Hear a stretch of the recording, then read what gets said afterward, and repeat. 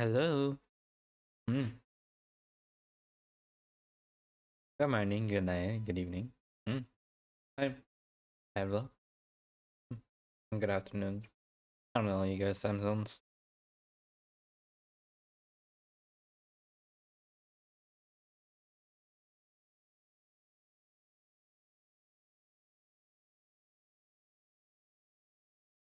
Sorry, not having my breakfast. Mm. So, we're doing a ESCOFFIER'S store quest today. I'm very curious. Mm.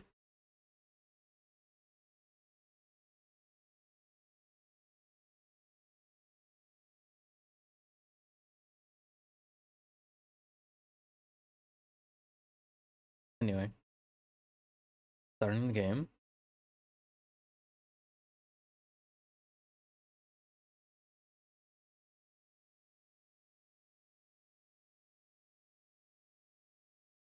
Mm.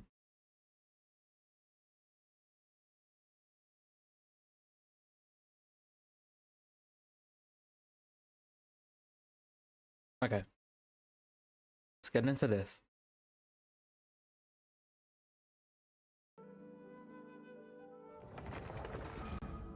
Oh, there it is.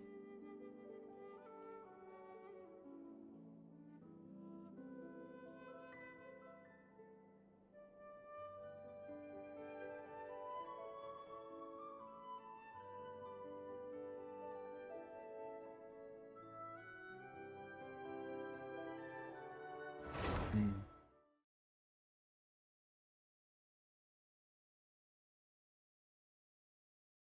Also, this stream was supposed to be earlier. I overslept. That's my bad.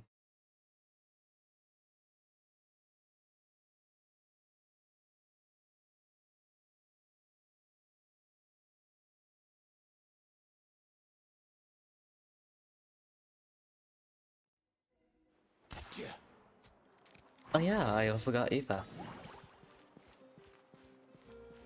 Whirling Waltz. Oh, yeah, the Fontaine event. Hmm. That stuff thing is really cool. But right now he's level 1 and not very level 1, I'll say.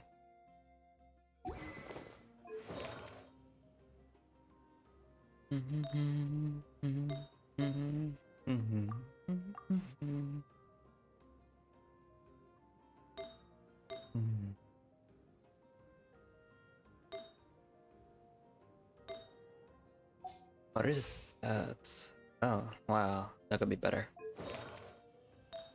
Boo.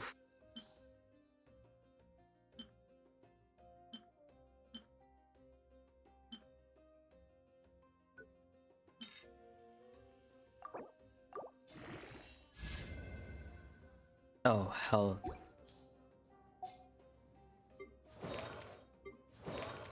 Can I sacrifice someone's...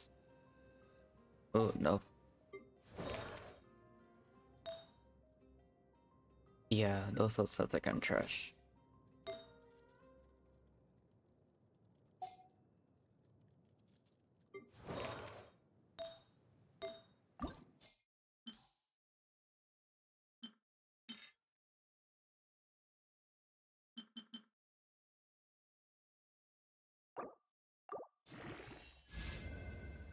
Nice.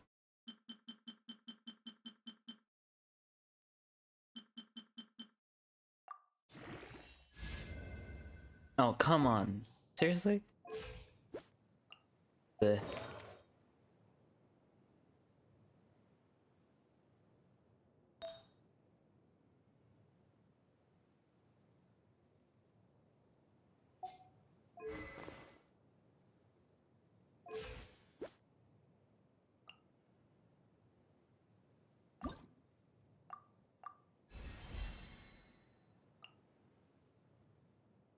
Oh, Elemental Mastery.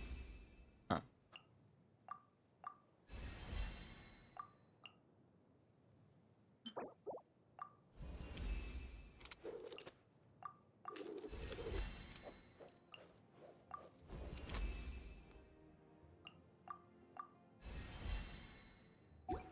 Level 60.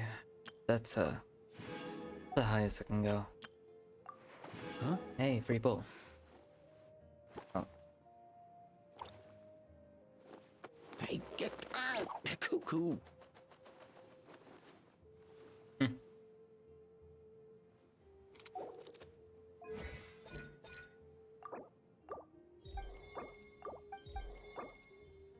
Oh crap.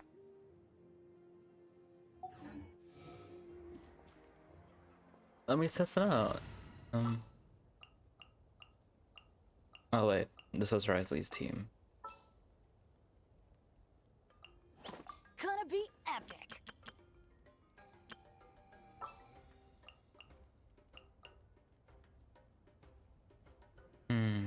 Where is he? Oh, hold on.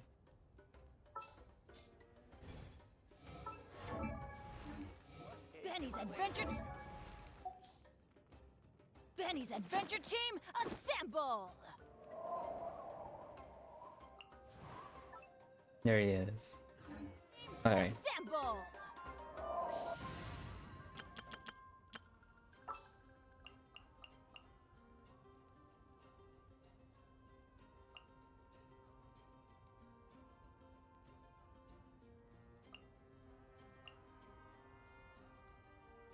Is there anyone that heals?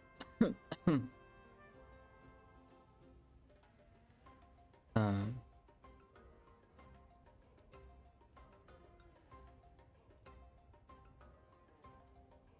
I mean, he already heals himself, so good enough.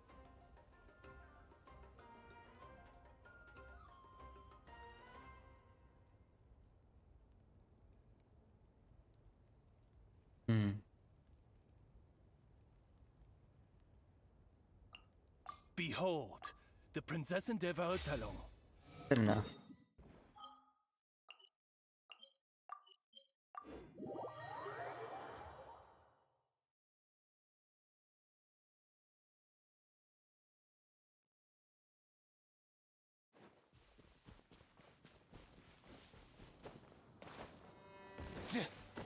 Kia!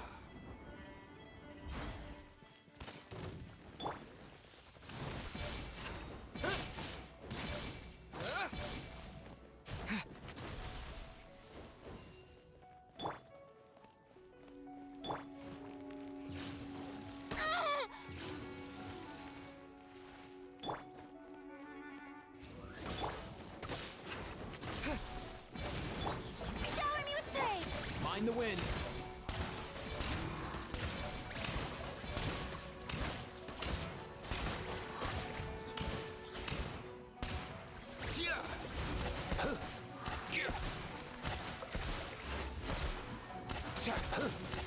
I feel like that's mostly. Could have saved more.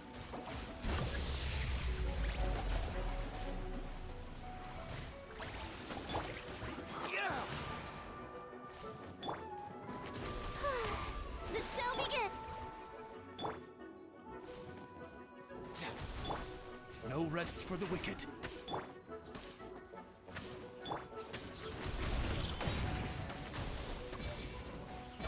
As you wish, main front. Let's go. Yeah, no. My supports are doing more than. Oh.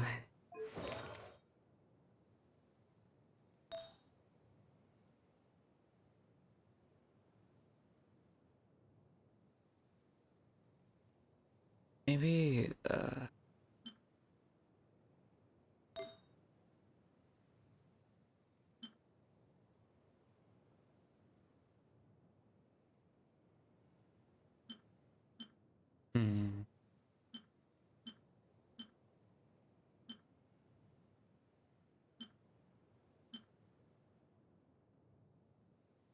Oh.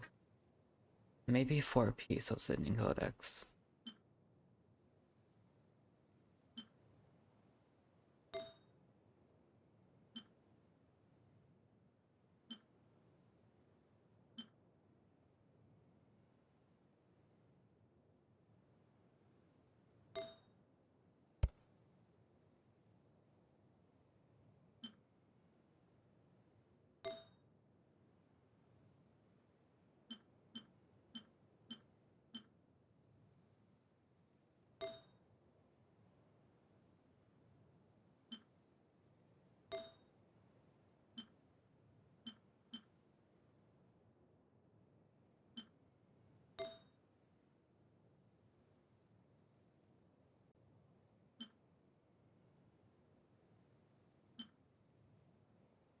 Yeah, this is kind of.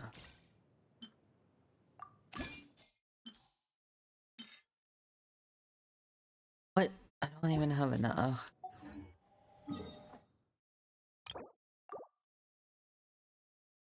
That's pretty bad.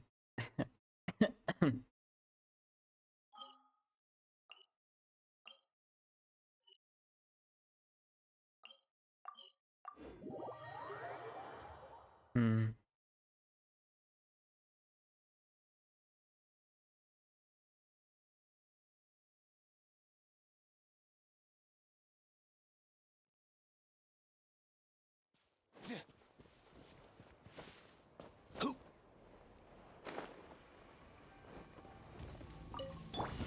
All right, let's finish this fast.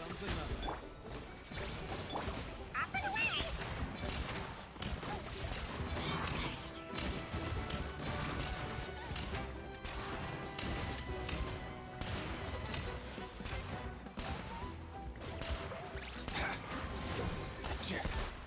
Here comes the dust storm.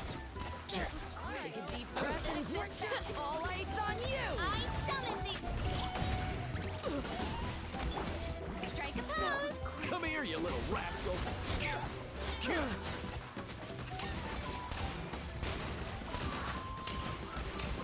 Take a look behind the veil.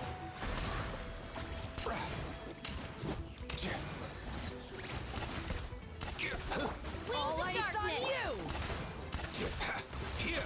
My wait was not in vain. I mean, he's not the best, but he's still pretty fun to play.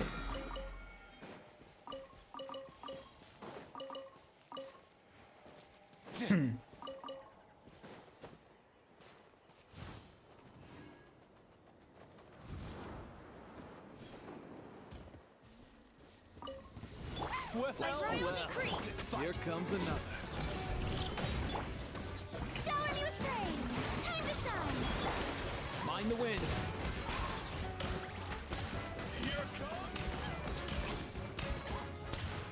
Mind your step. Take a deep breath and just all ice on you. Strike a pose. No Up and away.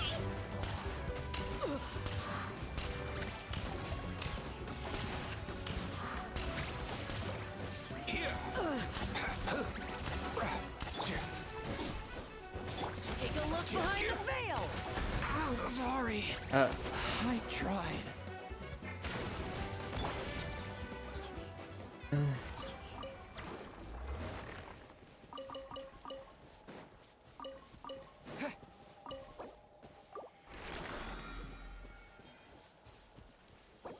oh, Eva.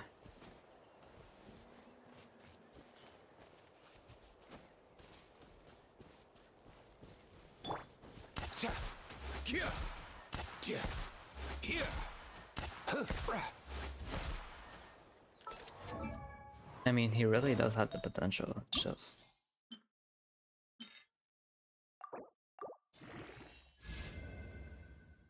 Hmm.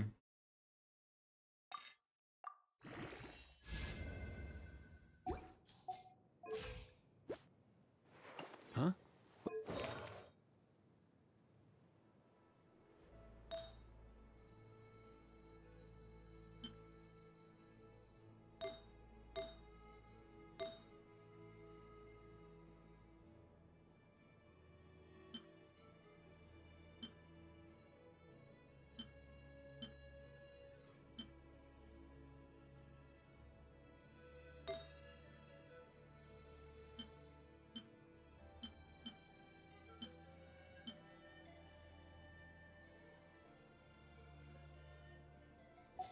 I mean, I don't really use sucrose, so. Oh, that's gonna hurt.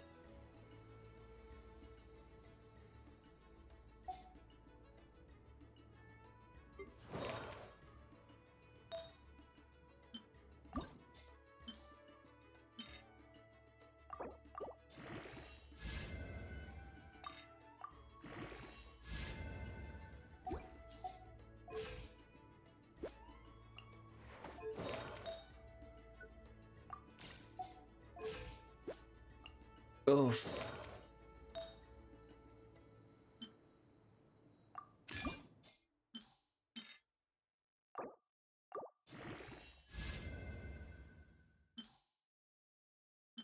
I mean, hey, look at that.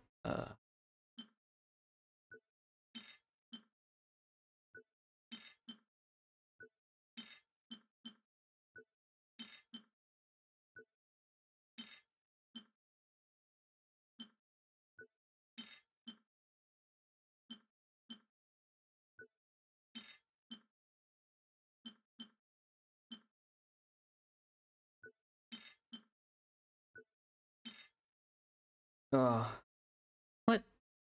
Insufficient mana.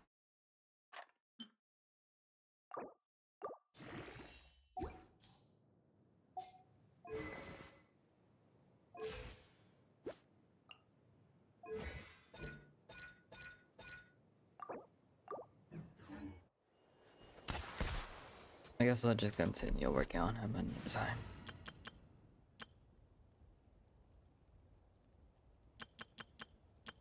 For now, I'll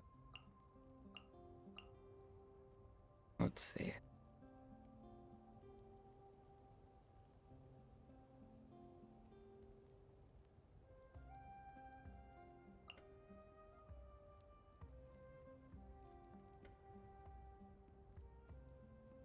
Witness my magnificent. All right, good enough.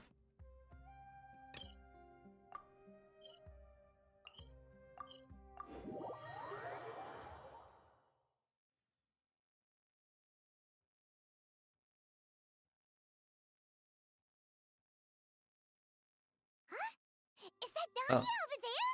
Oh, it's oh, been a while. Navia. Let's go say hi. Nice.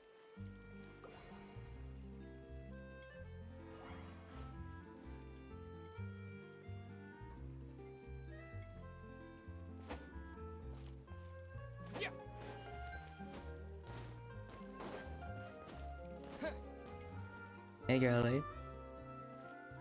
Hey, Navia, what you up to? Shh. Oh, huh?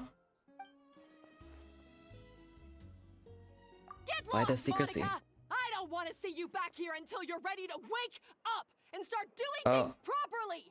Right now, you're a disgrace to my kitchen and to the Hotel de Boer name! It was an accident. I'm sorry, did you hear me asking for excuses? No, I'll do better, I promise. Why is she so aggressive? She won't even listen to what the poor girl has to say. Oh, hey, cut her some slack. You gotta at least hear her out.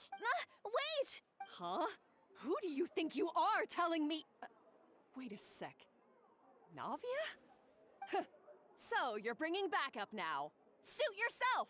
You're still wasting your time! Huh? What? Savannah, is this how you always treat your staff? My staff is right. I'm the one in charge here now. And last time I checked, the Hotel de Boer doesn't take orders from the Spina di Rosula. Oh, Of course. How you run your kitchen is none of our business. But when a member of your staff is so overworked he becomes gravely ill, that most definitely is our business. We're going to stand up for him, whether you like it or not. Overworked? I've said it before and I'll say it again. If Vermont can't handle the job, then tough luck. There are plenty of other capable people I can hire instead. oh, okay, girl. But Philmont can do the job, he just... Monica, back inside, now! What? Didn't you just? Huh? But you said I shouldn't come back until... Just do as you're told, and not another word out of you.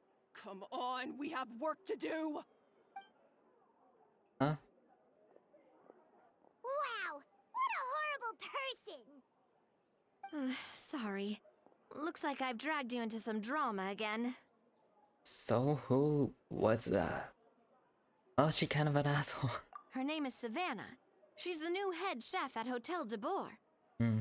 Ever since she took the job, She's been enforcing a brutal work regime and putting a huge amount of pressure on her staff. One guy was so overworked, he collapsed from illness. He's been bedridden for days, and he can barely even talk properly.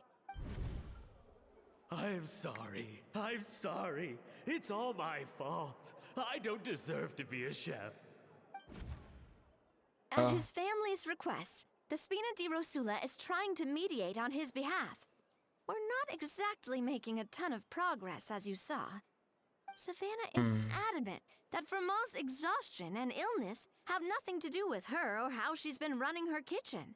She's refusing to have any kind of meaningful dialogue with us. Our next thought was to talk to the other chefs at the restaurant and get a better idea of their working conditions. But with Savannah watching them like a hawk, no one has been willing to open up. And that's why I'm here, doing it the old-fashioned way. Camping out, watching, and waiting for an opportunity. So you were waiting for Savannah to leave, and then you were going to approach Monica? Oh, shoot! It all makes sense now. Sorry. Paimon should have thunk before she spoke. Did Paimon ruin everything?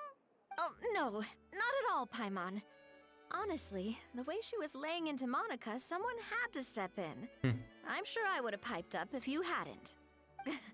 And besides, I don't really think I'm built for espionage. Either way, Savannah's seen you now, so you probably won't get another chance. Yeah, meaning it's gonna be all the more difficult to get the inside scoop now. Oh, I might as well head back to the Fleuve Cendre then. We'll need to come up with a whole new game plan. Paimon will join you, 'cause this is kinda all Paimon's fault. Then I'll join you too. Guys, it's fine. You don't need to worry about it.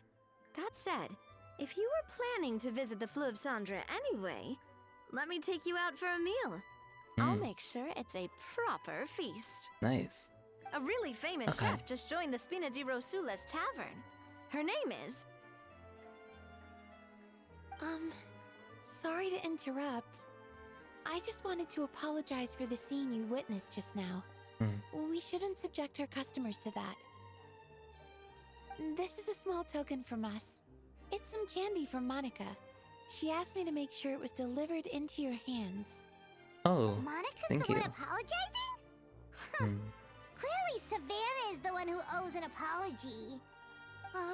Our head chef has been a little highly strung lately. Sorry for everything. Paimon, don't make things more difficult for her. Thank you for the gift. All right. Since there's candy, Paimon will drop it. Not the candy. Thank you for understanding. We'll make sure to pass your feedback on to Miss Savannah. A little highly strung, huh? Looks like with Savannah in the kitchen, even the waiting staff are on edge. Paimon doesn't get it. How did someone like her even become head chef? Well, according to Fermat's family, she hasn't always been like this. But that's a story for another time. Let's try this candy. Yes. Never underestimate Navia's affinity for sweets. Paimon totally gets it. Come on, dig in! Huh? Hold on, there's something written on the wrapper. Find ESCOFFIER'S. Oh. Treasured above all. Right, sure. Escoffier? Could this mean... Indeed. You know that name, Navia? Yeah. Let's stick to the plan and go back to the Fleuve Cendre for now. That's where we'll find Escoffier anyway. Right. Where's the entrance?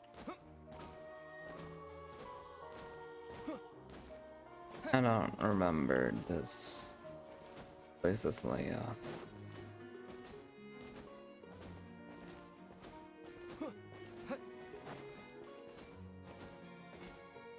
Ah, it's right here.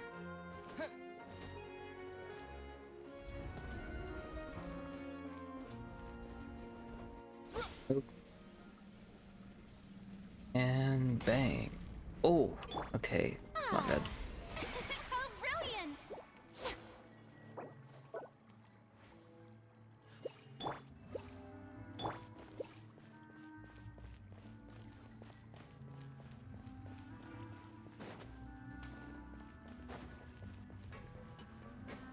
Hmm.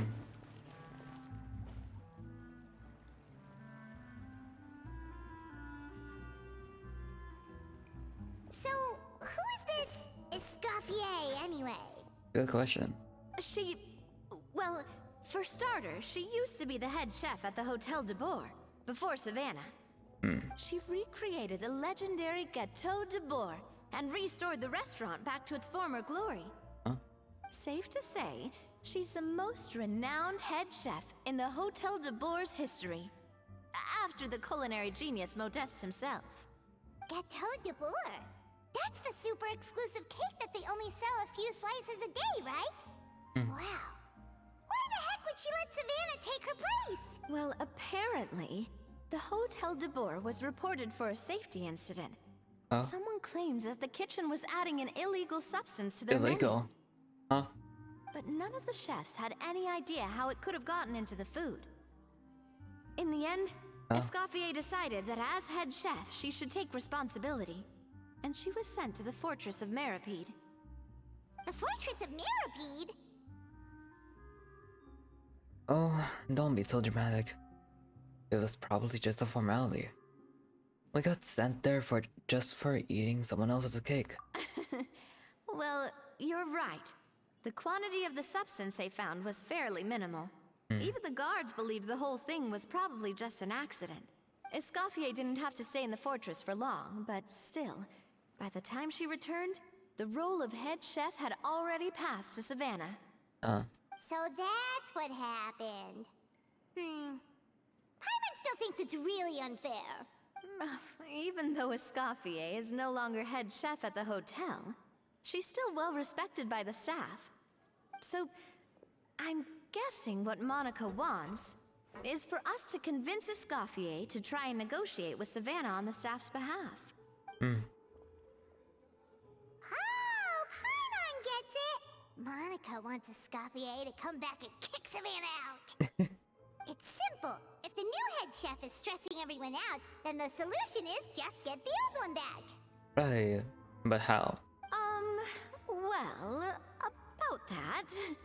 You thought cream of mushroom soup was ready to Oh. serve after 3.5 minutes on the stove.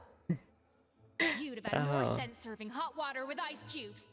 At least then you wouldn't have wasted all this perfectly good cream and mushroom. What do you say, Hilaire? Oh, there she is. I'm sorry, Cream.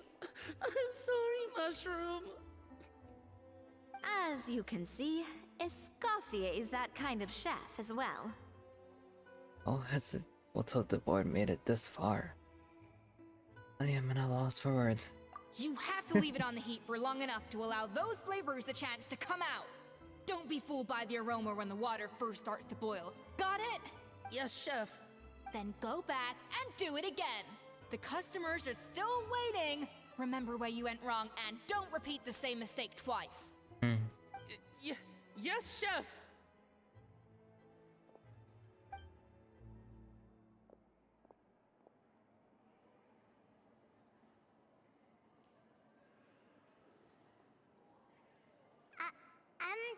Excuse us, Waiting to be served? Sorry, we're pretty busy. I'm afraid you have to join the line. Oh, no, we're not here to eat. So you're not paying customers? Then I'm afraid the wait will be even longer. It's hard to talk to Escoffier when she's in the zone. Let's take a seat. We can catch up while we wait. Yeah.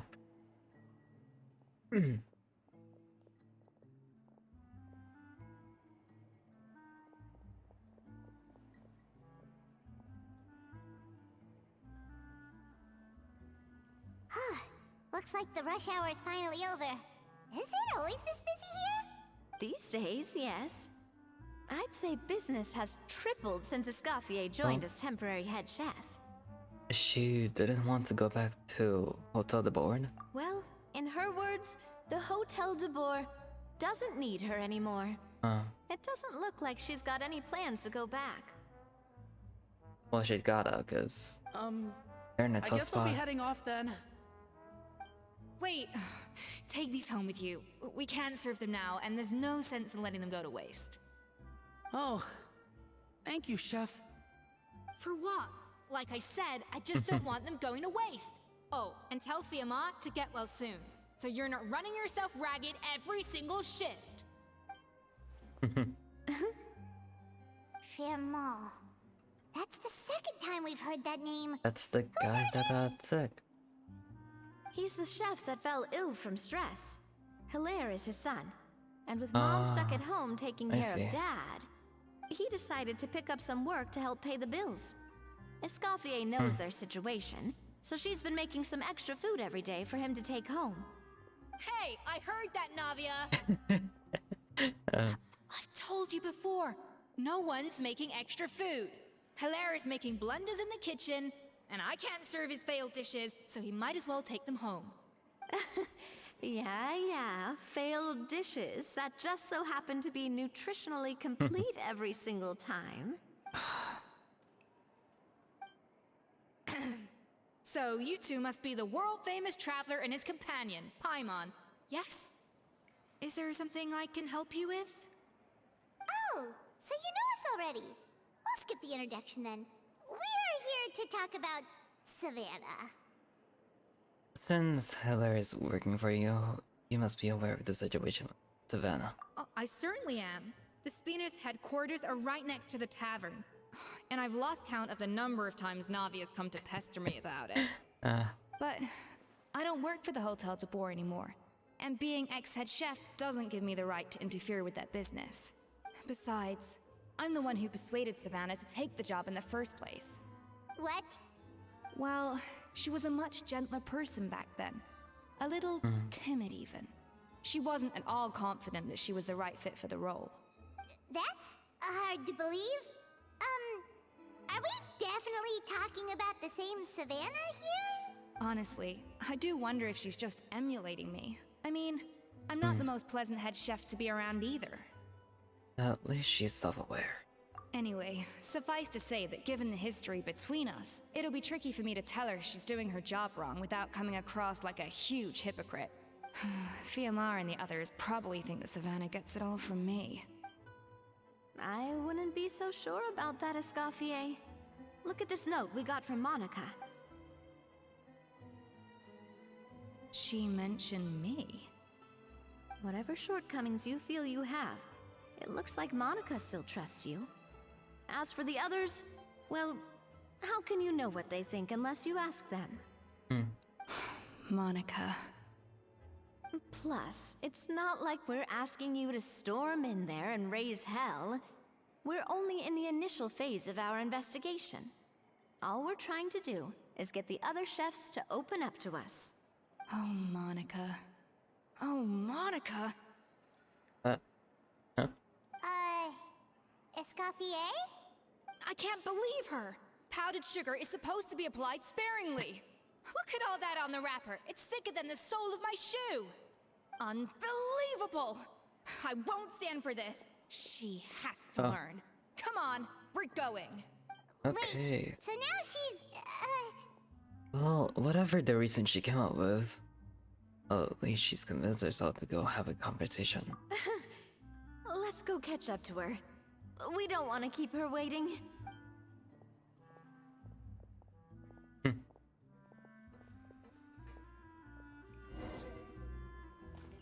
Return to Hotel de Boer.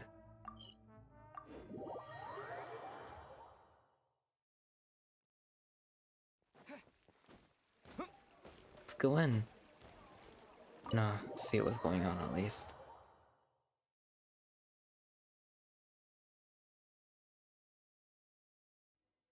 Wait, she looks like... Oh, Is that a Scoffier? I'm sorry. I'm so sorry. what's going on?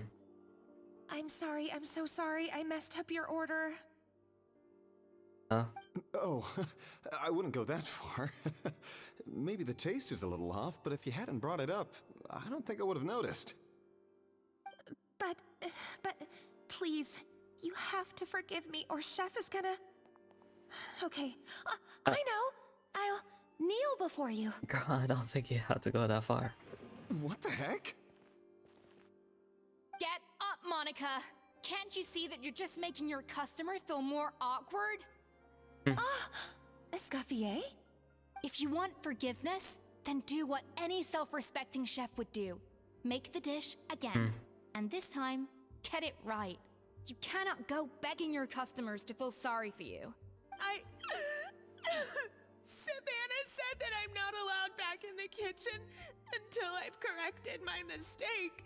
But if I can't go back into the kitchen, I can't do the dish over. That's some backwards logic. How can you fix your mistake without being allowed to cook? If this is what Fermat had to put up with, then no wonder he had a breakdown. True. We apologize for interrupting your meal, sir. It's fine.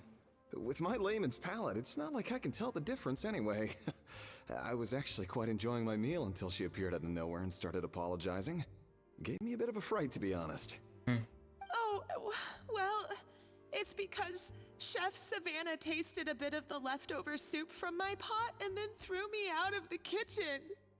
Gosh, that's pretty strict. Has she always been that way? I don't recall things being like this when Escoffier was head chef here. I gotta say, you're all looking a little worse for wear these days.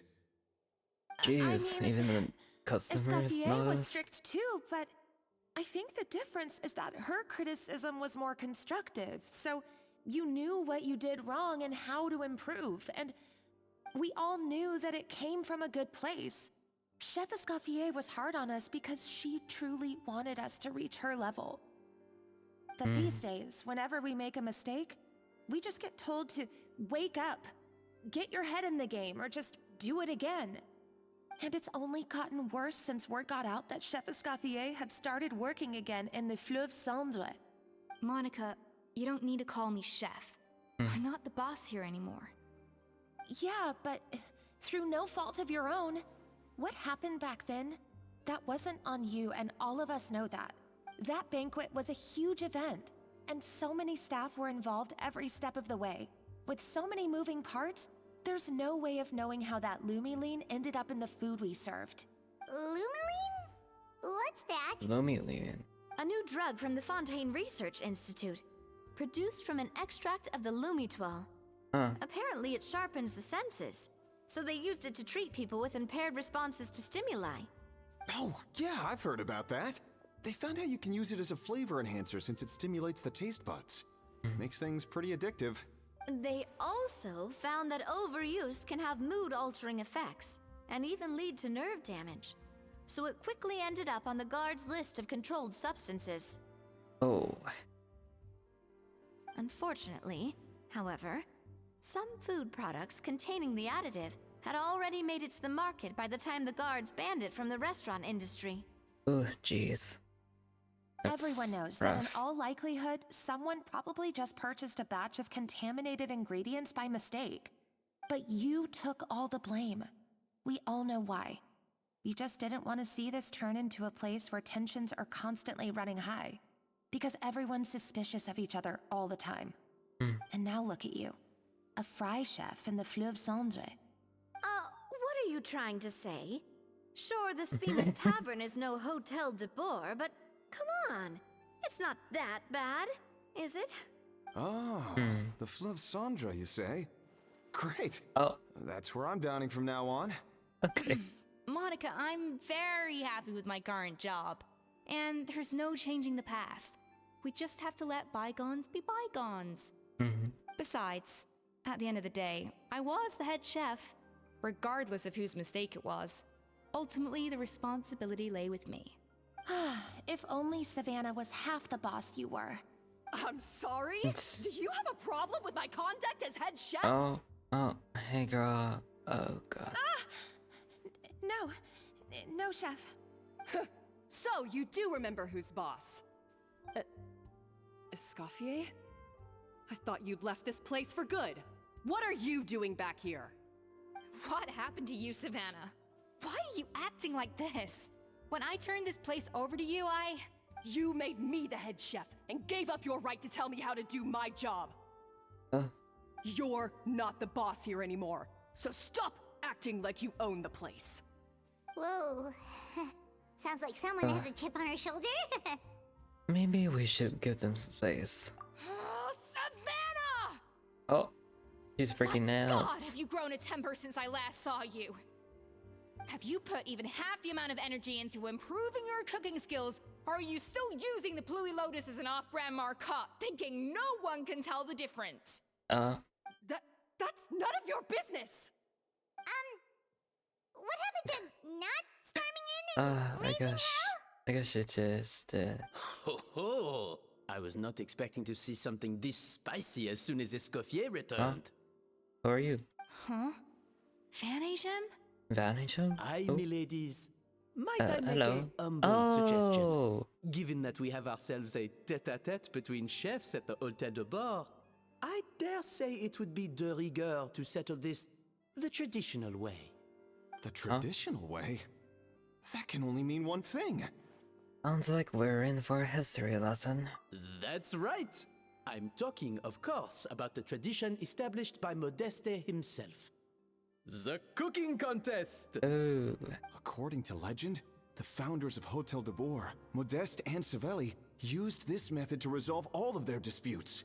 Everything from petty arguments over next week's menu to disagreements over the strategic direction of the restaurant. The cooking contest would decide who had the final say. Huh. Alright. Sounds like they had a lot of free time on their hands. Ah, well, it might sound that way to us. But in fact, the cooking contest played an enormous role in motivating chefs to hone their skills, reaching new heights of excellence in the culinary arts. And indeed, the reintroduction of this institution in recent years has surely been instrumental in transforming the Hôtel de Bord into the top-ranking restaurant in Fontaine. Reintroduction? Someone brought it back? Who? What say you, Escoffier? Surely you of all people won't back down from this challenge. It was you who put the rule in place, after all. I thought so. There's your answer, Paimon. Sure, I reinstated it, but I'm not a chef at Hôtel de Bord anymore. Isn't this bending the rules a little? I see no issue as long as both sides agree to the terms. We could simply treat it as an exhibition of sorts. Savannah, any objections? Exhibition. Huh. No. If we're going to battle it out, let's put it all on the line. If I lose, it's up to you what happens to me. Girl, okay. I don't want anything to happen to you. But if you lose, you hand over the Codex de Bord to me. Codex de Bord? What? The Codex de Bord?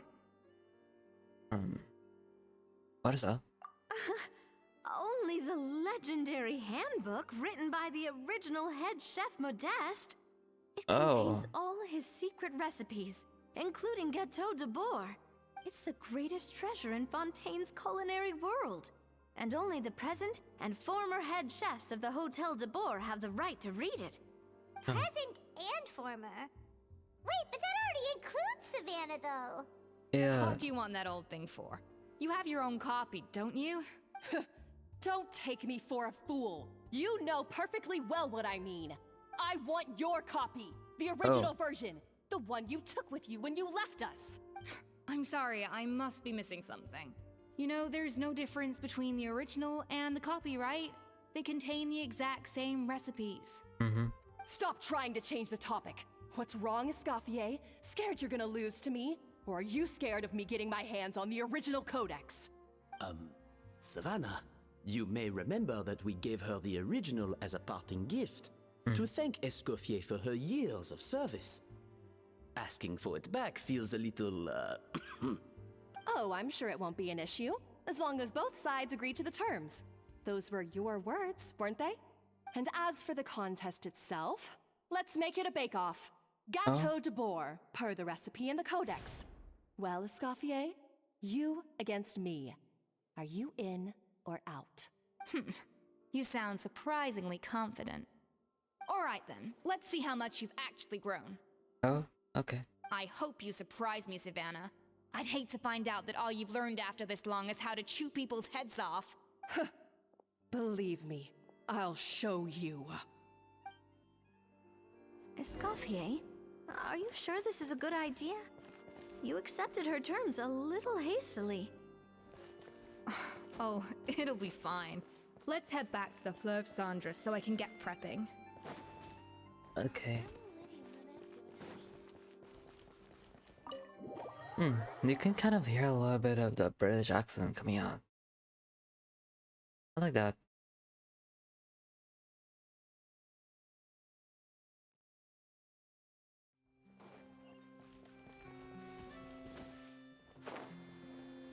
Alright, let's head back to the Fleuve Cendre. I'm very excited to see how this goes. I like cooking contests. Always cool to watch. I'm gonna use Risley to get down.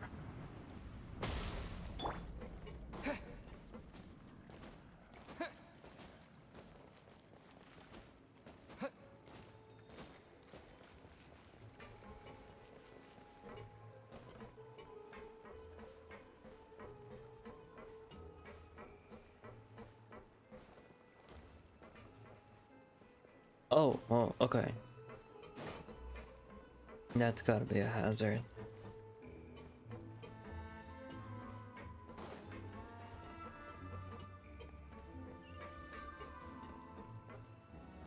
Oh, that's also a hazard.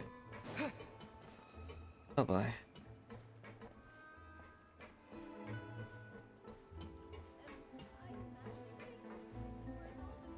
Yeah, that's pretty scary.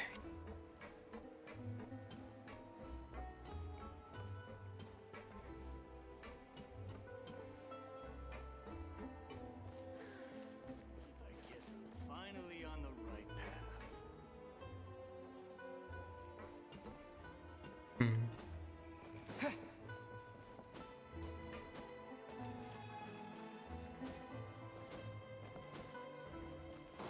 Hold on, I wanna find a place that...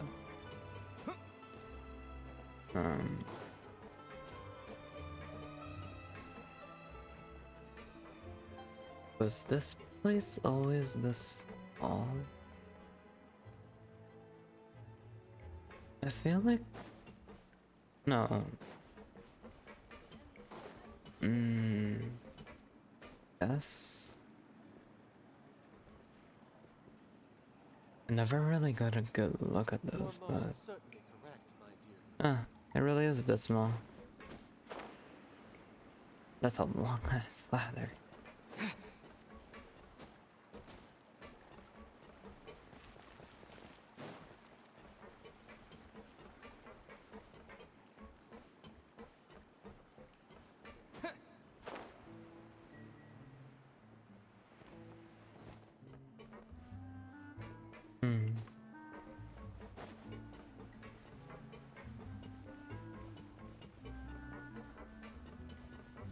What am I doing? I'm extending for this for too long. Okay.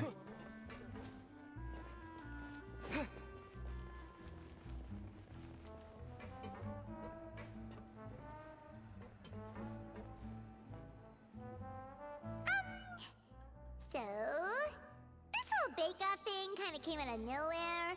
Was it really sensible to just go along with it? Well, I got a sense that she's holding something back. But we chefs always express ourselves in our cooking. So if she won't talk, this might be the best way to find out what's really going on with her. Huh? Holding back? Sure didn't sound that way to Paimon. Escoffier only picked up on it because she's the same way. Always closed off, never letting you know what she really thinks. That's patently false, at least where your macarons are concerned. I've been nothing but truthful with you about the disgraceful amount of sugar you use.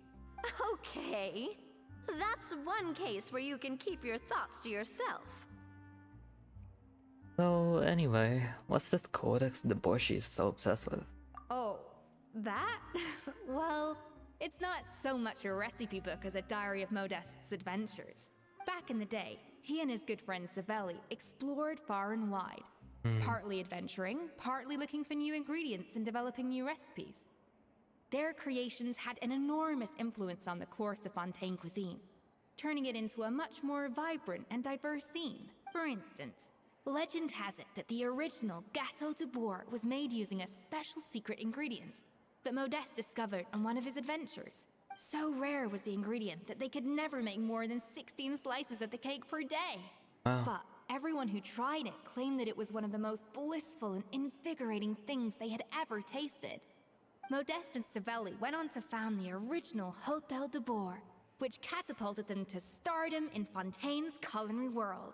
Especially Modeste. He was hailed as a once-in-a-generation genius. And over time, the recipes from his adventure log became known as the Codex de Bourg. Oh, Paimon's heard this kind of story before. Armed with the Codex, the Hôtel de Bourg took its rightful place as the finest restaurant in the land, serving those recipes for centuries to come. Something like that? What? No, of course not. Cooking is a constantly evolving art form. How could any restaurant survive if they only served food that was popular last century? Anyway, never mind centuries. Savelli and Modeste parted ways not even 10 years after their rise to fame. Then, Modeste passed away while he was still in his prime. And that was it. The end of the Hôtel de Bourg's heyday. It fell into decline, and for most of its history, it was just a nondescript place with a couple of cheap tables. It's only in recent decades that it started recovering. Even then, it still took numerous relocations and changes of management before we finally ended up with Vanigem and the restaurant we have today. I see. Oh! So the Codex really isn't all that, then. Paimon figured it was like one of those mystical... Yes, well, that's fiction, and this is reality. You can't meet the tastes of modern diners by following some ancient recipes from a dusty old book. Case in point. Even the Gâteau de Bourg they sell now is actually ESCOFFIER'S reimagination. Wait, really? Why, though? Didn't that recipe make it into the Codex? It did, but like I said, it's the dusty old book now, and the records aren't as legible as they once were. Not to mention that there's no way of finding the secret ingredient Modeste wrote about. So, reimagination is right. I consulted some historical records and took what I could from the Codex. But ultimately, the Gâteau de Bourg of today is my own recipe. As for why we gave it the same name and kept the tradition of only selling 16 slices a day, well, you've got Vanigem's business sense to thank for that. Oh. Huh. Well, that kind of takes all the mystique out of it. Hey now, it might not be the original Gâteau de Bourg, but it's still the most delicious cake in Fontaine today. And who knows, maybe ESCOFFIER'S version is more suited to your palate. Just think, if the original truly was the perfect cake you're imagining it to be, there's no way the recipe would have been lost to history, right? Not to mention that the Hôtel de Bourg never would have fallen into a slump. Anyway, before I left my role as head chef, I made a copy of all the recipes from the Codex, including my own improved versions, and turned them over to Savannah. So why is she so interested in the original copy? Could it be a symbolic thing? Like, whoever holds the original Codex de Bourg is the true head chef? Well, it was clearly precious enough to give to ESCOFFIER as a parting gift. Meanwhile, Savannah only got a copy. Maybe from her point of view, it's like management doesn't truly see her as being worthy of the role. That's fair. You think so? The only thing is, it was her suggestion to give me the original in the first place. Well, a joint decision by her and Vanigem. But still. What? Huh. Guess she's had a major change of heart since she became head chef. Yeesh. Who knows? We could speculate forever. Better to just let our Gâteau do the talking. What does that mean exactly? It means besting her in this bake-off. And then getting her to explain herself. even if I have to beat it out of her with a spatula. Okay, you don't mince words. However much she's changed since we worked together, I believe that she still has her chef's pride. And if she respects the art, she'll respect the outcome of our contest. Well, I'm confident that you and your spatula can get justice for Froment. All you need to do now is win the contest. But that should be a breeze for you. Let's not get too ahead of ourselves. Gâteau de bourg is very complicated to make. Usually, it takes 3 chefs working in tandem to cover everything. Oh, I see. Now, if I had to push it, I could probably do the work of 3 chefs myself.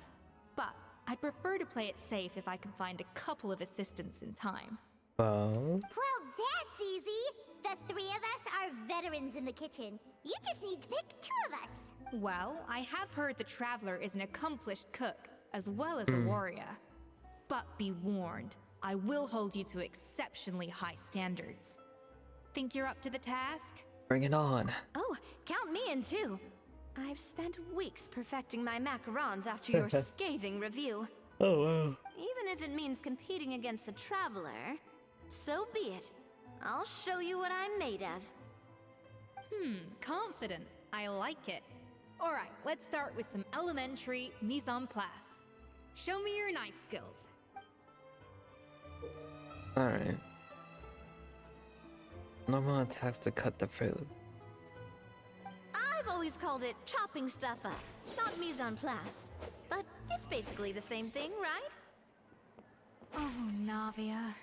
The difference in your... Oh. Looks like you found that easier than I expected. Yeah, thankfully it was pretty straightforward in the end. You made it sound like we'd be carving statues out of fruits or something. Well, brace yourself, because the next step is anything but straightforward. I'll be using this cold press to extract flavor compounds from the ingredients. What's cold press? A kind of special food processor I got the Fontaine Research Institute to make for me. It uses cold temperature extraction to isolate the essence of cooking ingredients, which can then be used to flavor dishes more precisely. But this isn't exactly standard kitchen equipment, so that probably didn't make a whole lot of sense. Let me give you a demonstration instead. Okay. Elemental skill to accelerate. Custom-made equipment from the Fontaine Research Institute, huh? That's some pretty high-tech food prep. Paimon's never used anything this weird before. Cool. Not weird.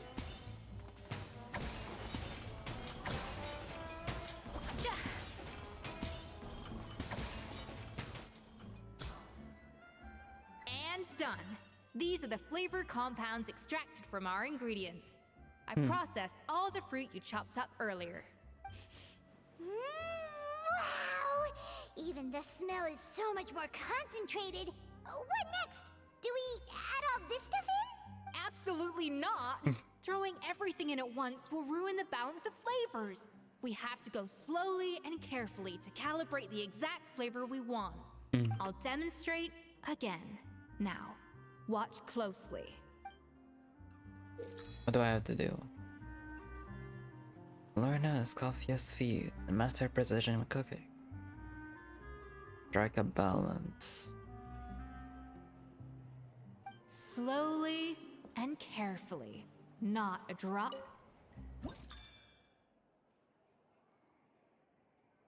So...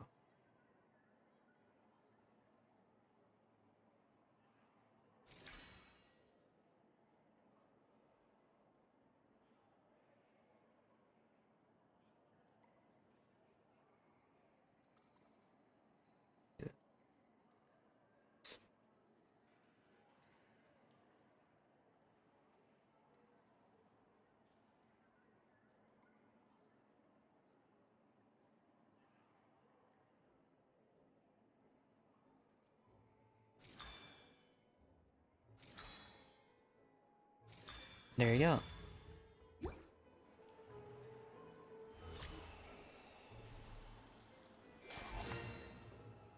Nice. And voila! Now it's your turn. Oh, okay. No, I wanted to do it. Damn it. Okay. Not terrible.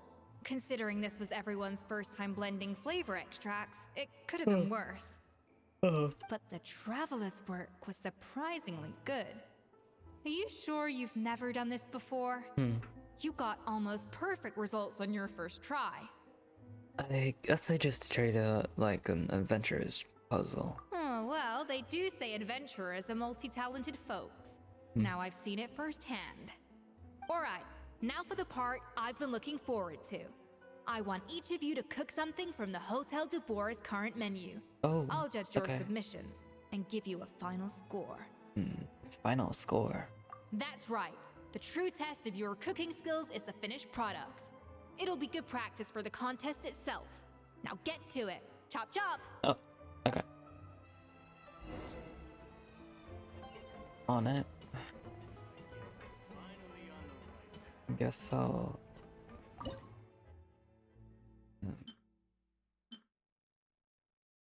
What is...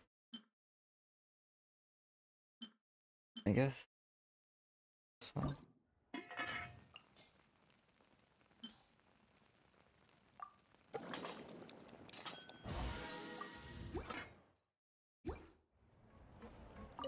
How's it going?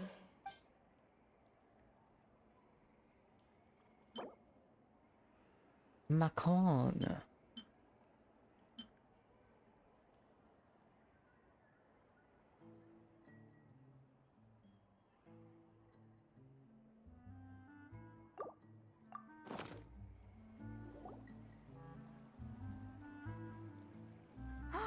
Look at that! With the grace of a snow-winged goose, as I like to say. Now, let the grating commence.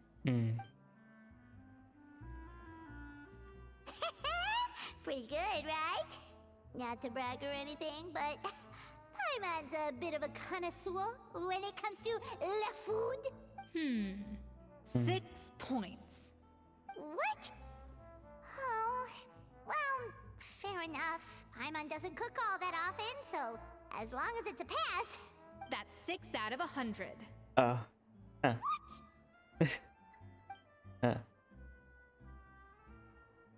You say you're a connoisseur, but it's quite clear from this dish that you have far more experience consuming food than creating it. By that logic, I suppose you think listening to Lady Farina on repeat every day would make you an opera singer.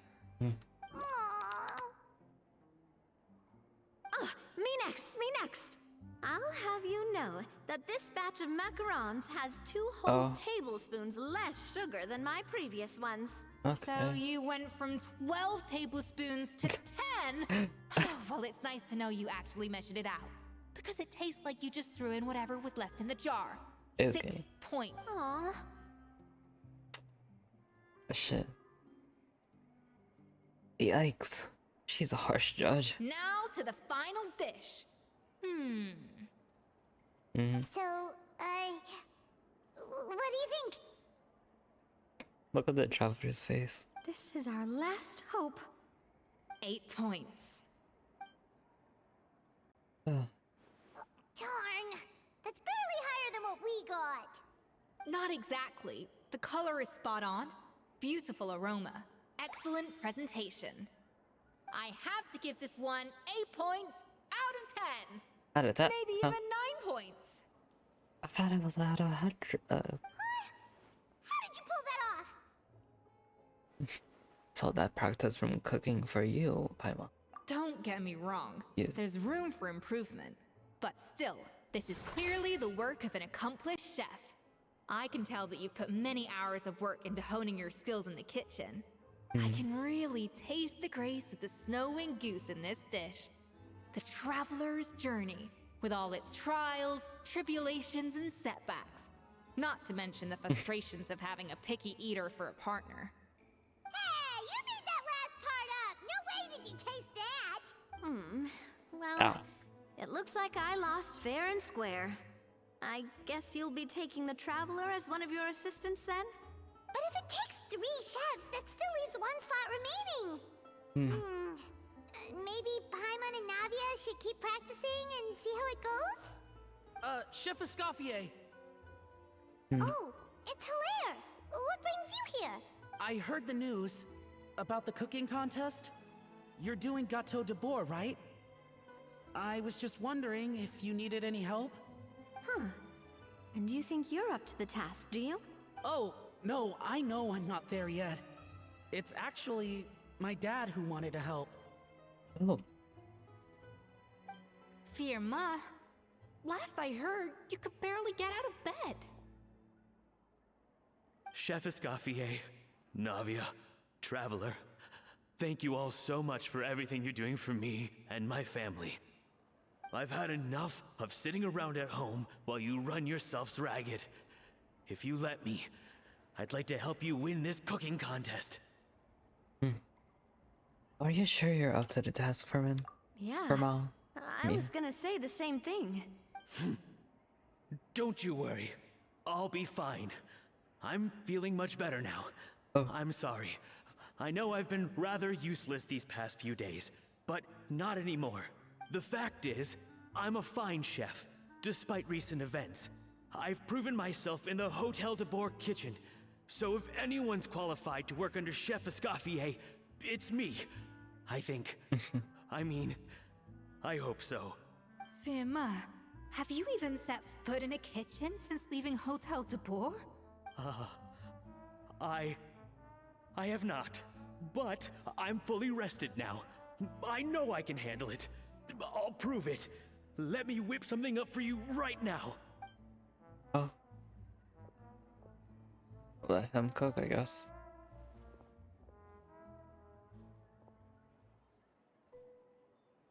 An ice knife. Huh. Huh? That's strange. Why are my hands shaking? What do you call this, Firma? I can't seem to grip my knife. Do it again! Again! Again! Jeez. Traumatized man. I... Hopeless. Get out of my kitchen yesterday. Oh. Dad, what's wrong? I don't understand. I was feeling so much better, and then will I never be able to work in a kitchen again? Dad, talk to me. What happened? I think the real issue here is not physical exhaustion, Oh, but girl, what you got from? psychological trauma. Where'd you come from, Monica? Monica, when did you get here? Even I didn't notice you arrived. Probably because you were all concentrating so hard on your cooking. I didn't want to interrupt your flow. Oh, I see. But anyway, Firma, I'm so sorry. If only I'd known how serious your situation was, I would have stood up for you sooner. You have nothing to apologize for, Monica. During those long nights of redoing every order, you were the only person who looked out for me. Well, come on. All I did was make you some tea. I doubt it was much help. Savannah was so ruthless toward you. I probably should have brought you something stronger. She sounds like the worst. All right, another Savannah horror story. Let's hear it.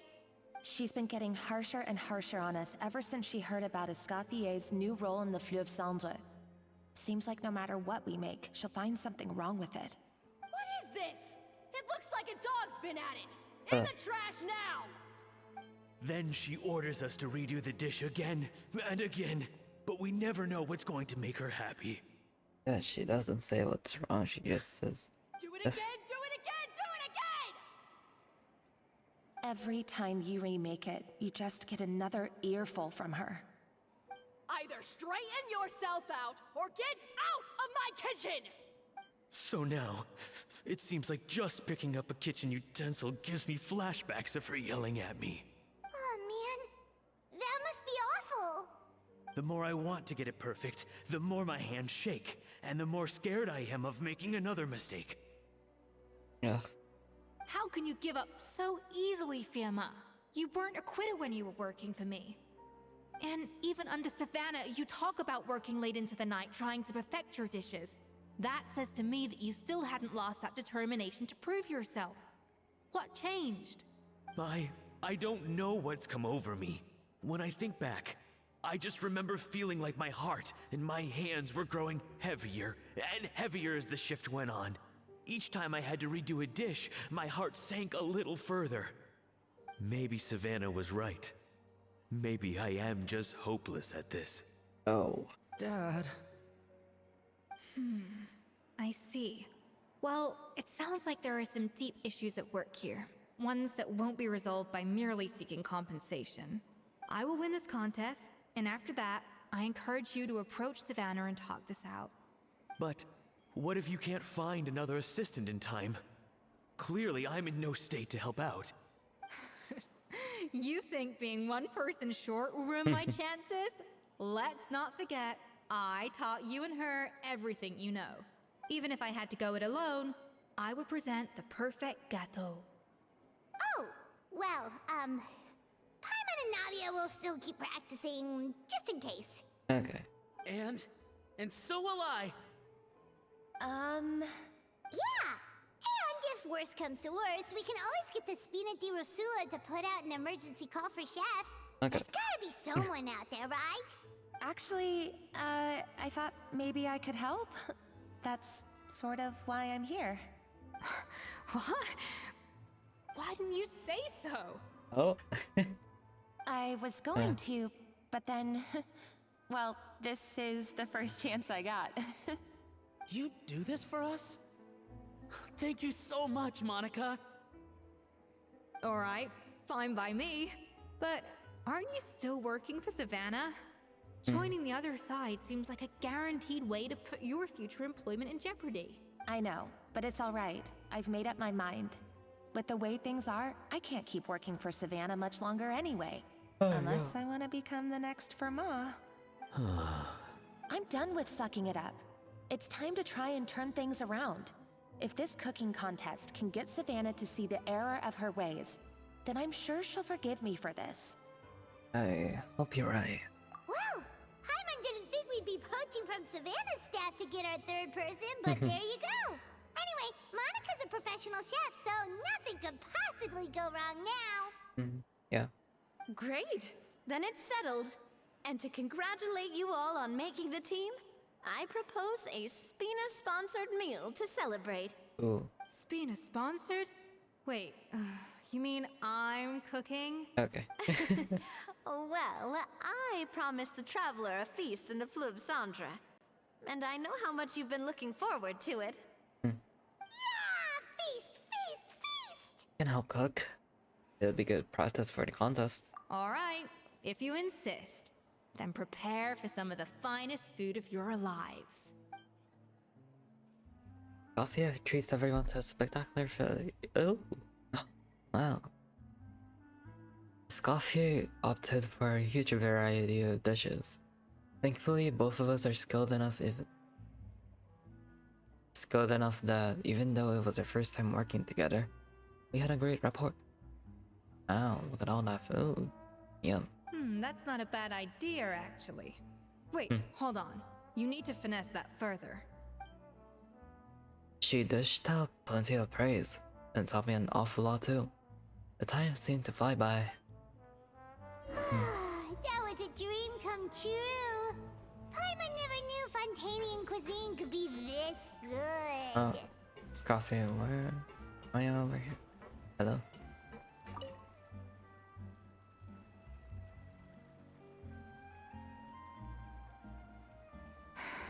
Why, Savannah?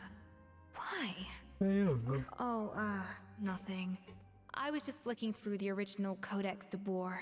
I wanted to see if there was anything I'm missing. Something I hadn't noticed before.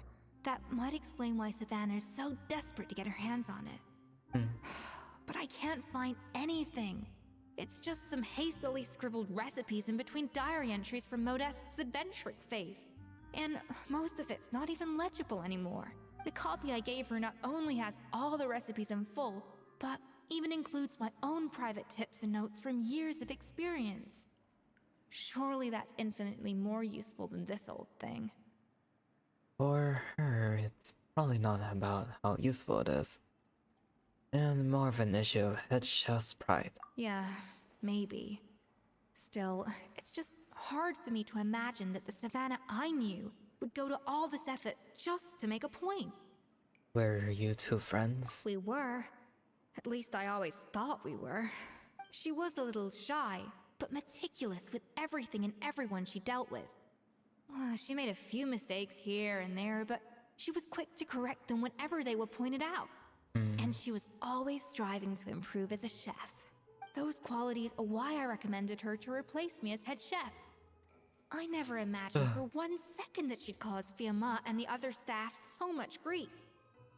It sounds like you feel partly responsible. Well, I mean to an extent, of course. I pushed hard for her to get the role. And the idea that she turned out like this because of me is difficult to come to terms with. I wonder if this is how Modeste felt back when he was writing the Codex. Speaking of Modeste, didn't he have a falling out with someone as well? Yes, with his good friend and co-founder of the Hotel de Bourg, Savelli. The story goes that after Modeste unveiled his Gâteau de Bourg and was hailed as a culinary genius, he was admired and adored by all. But his newfound fame slowly drove him and Savelli apart. Unlike Modeste, whose every new creation was an instant hit, Savelli seemed to face setbacks at every turn. Doors that would swing wide open for Modeste would shut in Savelli's face. And with Modeste being whisked off to all manner of functions by his celebrity friends, he had less and less time to discuss the culinary arts with Savelli. People started gossiping about Savelli, and their relationship between the two gradually soured. So what happened to them ultimately? Everything came to an abrupt end when Modeste, still in the prime of his life and still hailed as a genius, suddenly died from an acute illness. And that was it. They neither had a decisive split, nor got the chance to properly reconcile. Their story just came to an end. One rumor had it that Savelli actually killed Modeste out of jealousy, even as the latter was hoping to make amends. Is it true? Unlikely. It's a popular theory, but there's no real basis for it. At least there are no records of Savelli ever being convicted of a crime. Still, beyond a point, there's no way of knowing what truly happened in the past. All we can do is try to make sure the present doesn't quite go as badly. And that's why I have to win this contest tomorrow. Then get the truth about everything that's been going on, even if it means cracking her open like a nut. With you on the team, there's no way we can lose. You're right about that. Just follow my lead and victory will be ours. Alright. Whatever you say, chef.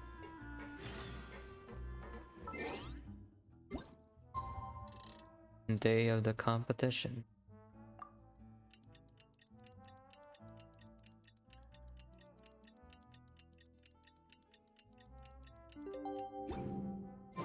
It's cooking contest day! To the Hotel de Bourg! Toot sweet! Let's get this on.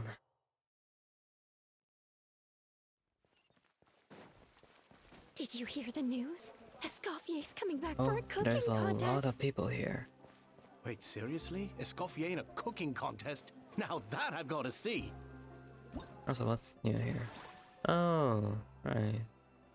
I'll do this another time.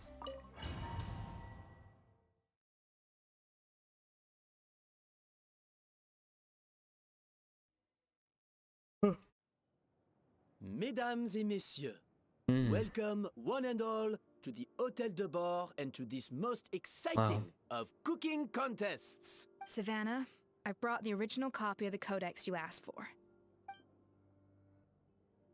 Monica? Hiding behind.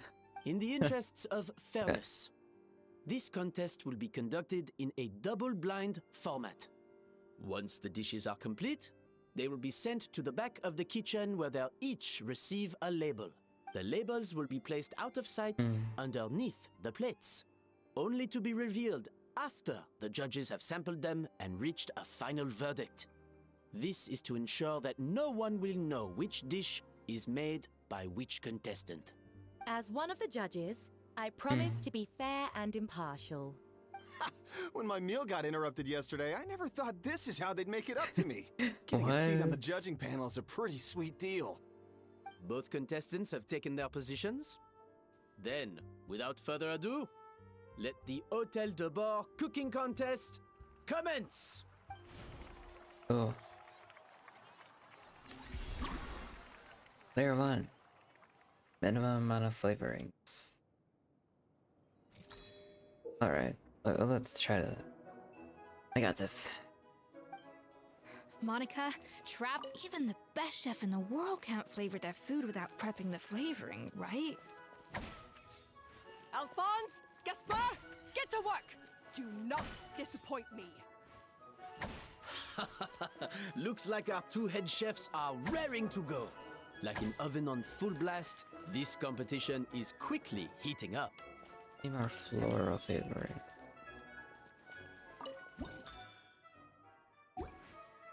That's not it.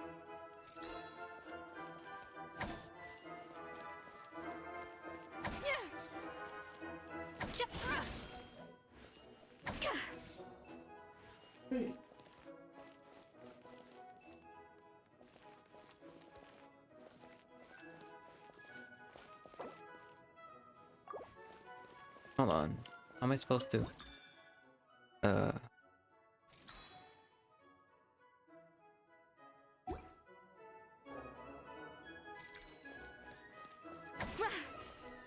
This isn't exactly what. How am I supposed to get the? Up to the freezer. Ah. Oh. Can I restart? Hold on. I didn't know what to do. Okay, hold on. Let me try this again.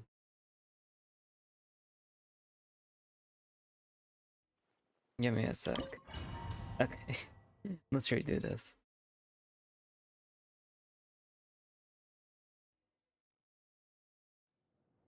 Mesdames, Savannah? Monica? in the interests, the labels will be placed out of sight under... As one of the judges. When both contestants have taken their positions. Then, without further ado, let the Hôtel de Bord cooking contest Let's do this. commence! I'm ready.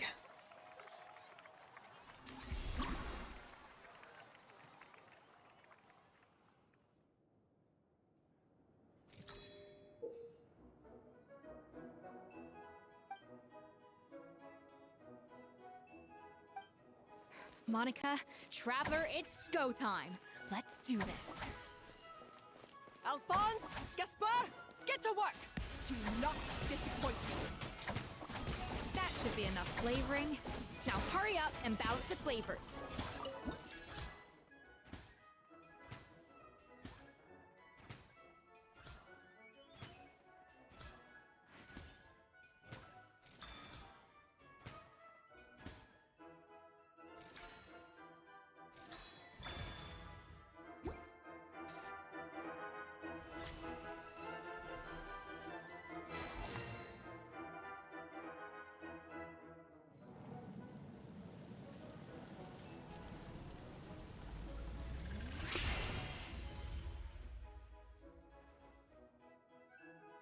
Come on, Escoffier! Come on, Traveler! Oh, thank you, Navia.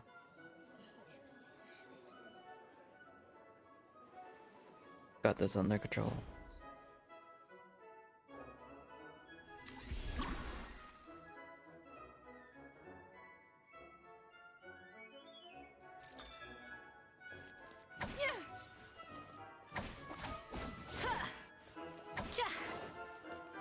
Up to the freezer! Yeah!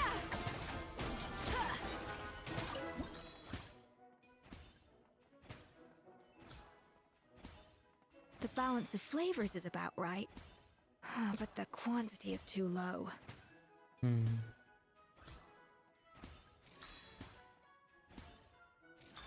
Nice.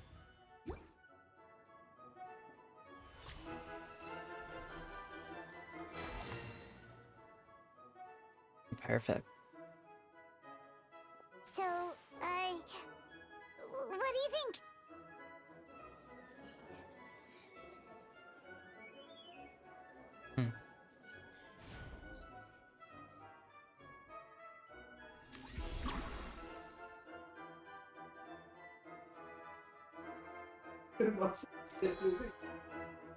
Okay, let's see. That's a lot of.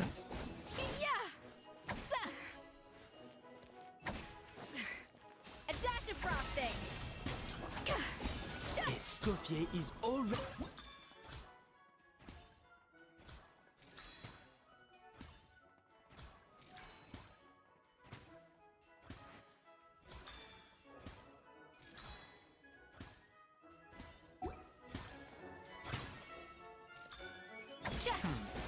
I think this flavor profile is still a little bit off. Enough! Oh, useless! Both of you! Make like an egg and feed it! I'll do it myself.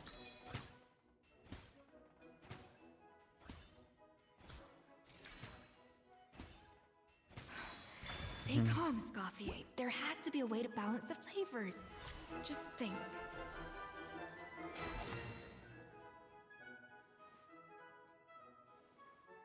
It's the final layer. You can't match Escoffier's talent.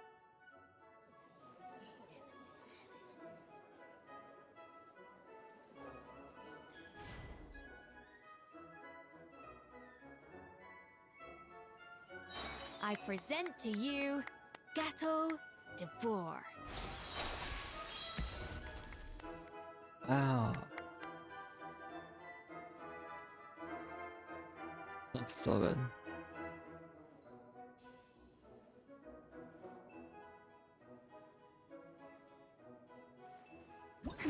That went just as I expected. That goes hard.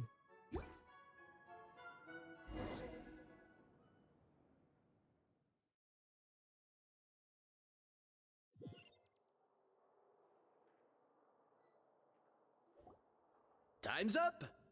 Contestants, please take your dishes to the back.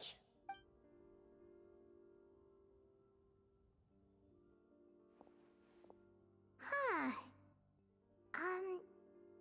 That guy was right. You really can't tell whose is whose just by looking at them. We both made the same dish after all. For all her flaws, Savannah's a talented chef who earned my recommendation for good reason. She wouldn't screw up something as elementary as the cake's appearance. Whoa! This is really rather good. Wonderfully soft and fluffy. Beautifully sweet. This is a masterclass in how to make Gâteau de Bourg. I would give this one at least 9.9 out of 10! Only because there's something about the flavor of the base. It's just a little different from the recipe I'm used to. Huh? Really? I couldn't tell. All right, on to gâteau number 2. I haven't had a single bite and already this aroma is a delight to the senses. I have a feeling that this gâteau will be a gâteau for the ages. How exciting! I'm gonna dig in. What? I think maybe someone got a little carried away when they were adding the sugar. Oh. Not just the sugar, it's the flavors too. This is all over the place. No, it's not ours. It appears the decision is unanimous. This gâteau is far below the standard we would expect. Whew! And Paimon thought this might actually be close. Turns out she can't bake to save her life. Something's not right here. Savannah may not be perfect, but no way is she this sloppy. This might be ours. I can now declare that the creator of the first gâteau has won this cooking contest. Now, all that remains is to turn the plate over and reveal the chef's name underneath. It's a twist. We were wrong, were we? What? It's Savannah? No! That's impossible! Hey, Savannah! You cheated, didn't you? What did you do? Oh, you... Well, someone's a sore loser. These cakes went from the oven to the judge's table without me ever laying a finger on them. And everyone here can attest to that. It was Vanejem's staff who labeled them in the kitchen. If you're looking to accuse someone, why don't you start with them? Isn't it more likely that ESCOFFIER'S lost her edge? Oh, or maybe her assistants let the team down. You take that back! Judges, we demand a rematch. No. That's enough. What's done is done. As head chef, or rather as team lead, I take responsibility for the dish I served. Whatever went wrong and however it happened, I should have spotted it. Savannah, I didn't think you'd stoop this low just to beat me in a bake-off. What happened to your chef's pride? I don't know what you're talking about. If you want the Codex to bore that much, you can have it. Escoffier, no! But you must promise me that you'll apologize to Firma and compensate him for everything you put him through. It's a little late to be negotiating terms. The contest is over and I won. That means you owe me the Codex, and I owe you nothing. Look, Savannah, you may have fooled everyone else, but can you really fool yourself? What I'm offering is to accept defeat without looking to expose what you've done. But only on the condition that you promise to stop putting so much pressure on your staff. Fine. I'll treat this as your final handover of duties from one head chef to the next. So, will that be all, ex-head chef? Or is there any other unfinished business you'd like to leave in my hands? I didn't mean that to be a scolding from your former boss, just a word of advice from a fellow chef and a friend. But I don't know if you're even open to input from other people anymore. I know what I'm doing. I don't need your advice. Okay. All right, fine. I'm glad to hear it.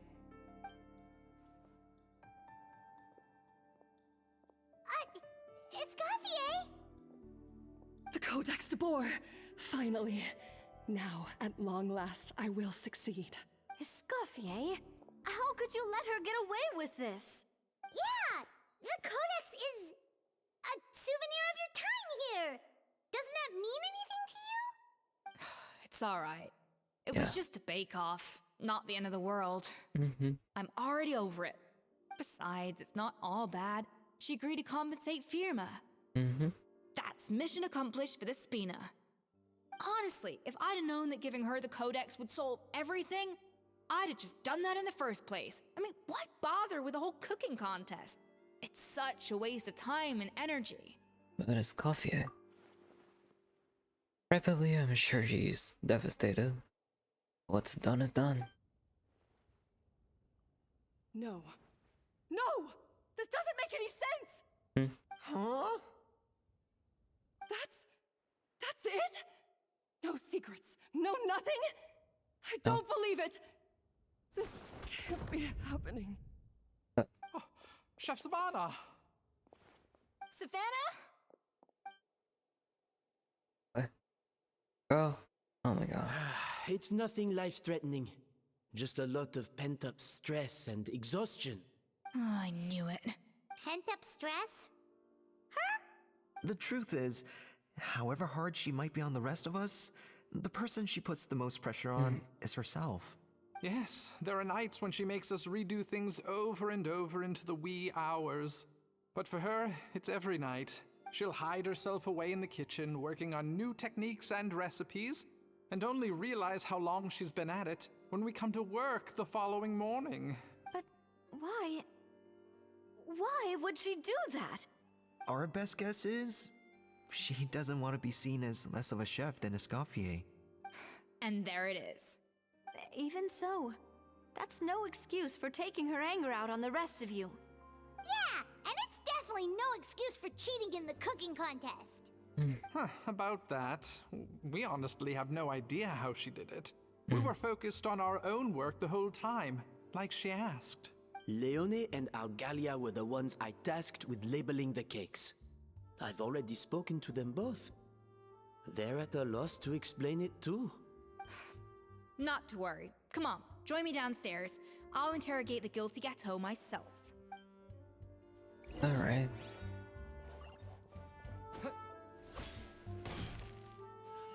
What happened here? Well, how is it? Have you figured out what it was? Oh, this is aggravated assault on my palate. I'd rather eat wet cement than this. Is it really that bad? I made sure to taste test it before it was served. Oh, relax. This isn't your cake. Savannah never switched the plates. The offending flavors are coming from in between the icing and the cake base, which means someone tampered with it while it was being made. Or in other words, we have a traitor in our midst. Monica? I'm sorry. I was forced into it. It was Chef Savannah. She said if I didn't cooperate, she would... Calm down, Monica. I've already accepted defeat. And if I wanted retribution, I would have brought this up when the results were announced. Whatever's going on with you, just spill the beans. There's no need to hide it. Yo, what's up? I was the one who caused the food safety incident that one time. Food safety? Wait, you mean the Lumaline incident? So you procured the contaminated ingredients? I think so. Savannah and I were on procurement that day. I didn't check everything as well as I should have, and so I let contaminated ingredients make it into the kitchen. But I swear I didn't do it on purpose. I had no idea there was an issue with them, and I didn't know it would end up with Escoffier going to jail. But the last thing I expected was for Savannah to use it as leverage to blackmail me with... This is crazy! So Savannah pressured you into sabotaging Escoffier's cake by threatening to expose your secret if you didn't? I know, it's terrible. I'm so sorry. I was so scared. The thought of Chef Escoffier finding out that I put her in jail, it made me freeze up with fear. I thought Escoffier would hate my guts if she ever found out, and yet somehow that's ended up in me doing something even worse. Monica. Seriously? All this fuss over a little slip-up? Huh? Firstly, it's not like I got a life sentence. I did my stint at the fortress, and now I'm out. And secondly, I had my own reasons for leaving the Hotel de Boer. This wasn't the only factor. So, you don't need to feel ashamed or frightened or anything like that. Any more than you need to add butter when you're pan-searing foie gras. You mean... you forgive me? Oh, well, I'm not saying you don't have to take responsibility for your mistakes. You should tell Vanagem to mark down your performance for the past few months. Then do some digging and find out exactly where those contaminated ingredients came from. Sure, you've made mistakes, but now's the time to fix them. Understood. Good. Now, back to Savannah. What about the original codex would compel her to resort to blackmail? I have my suspicions. Not that I've got any proof to back them up, though. What happened to me? I've overheard some customers murmuring about how the Hotel de Boer hasn't been the same since Escoffier left. They think our menu doesn't taste like it used to, especially our signature items. You mean Gato de Boer? Now that you mention it, I noticed it during the contest too. I couldn't put my finger on it, but the flavor seems subtly different from how it used to be. But the difference was so small, I'm sure no one would notice it besides our most loyal customers and true dessert connoisseurs. Still, as head chef, it's easy to see why Savannah would get so hung up on it. So many times I've seen her make the cake base over and over again, late into the night, determined to match Escoffier's version. But something's always slightly off every time. Yeah, I've noticed that too. Never really gave it much thought, though. Thinking back on it now, it's clear that Savannah's been in a downward spiral ever since Escoffier left. She wants to prove that she can fill Escoffier's shoes. That's gotta be the reason. But after countless setbacks, she's getting more and more unhinged. And at some point along the way, she switched from doubting herself to doubting Escoffier. Doubting Escoffier? For what? You thought the codex from Escoffier was a fake. Yeah, it would explain why she was bent on getting the original at any cost. She must have thought Escoffier purposely omitted key details from her recipes when she copied them out. Also, she could retain her place as the #1 chef in Fontaine, the only one privy to all the secrets of the trade. Oh, for goodness sake. What a stupid idea. Of course. Then she finally got the codex only to discover that the secret recipes she's been pining for don't exist at all. Seeing how utterly wrong she was must have been a real shock to the system. It probably brought up everything at once. It overwhelmed her, and she passed out. There's still one thing that doesn't make sense, though. If Savannah had the real recipe all along, how come it tasted different? She might not be on the same level as Escoffier, but surely after like 50 attempts, she'd get it right one of those times. You'd think so, but geniuses like Escoffier are in a league of their own.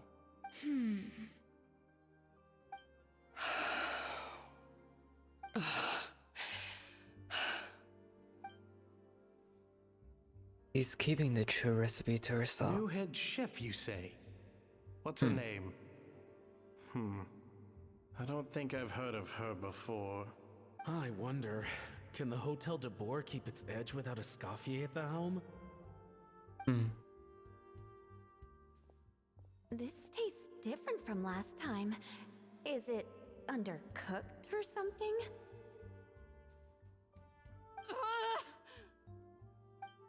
She got tired of hearing that all the time. Take this. It's a copy of the Codex de Boer. From now on, you will be its keeper. Don't listen to the doubters. If I say you can do it, then you can do it. Even if you don't believe in yourself, at least believe in me. Hey, did you hear me? Once I'm gone, the restaurant is all yours.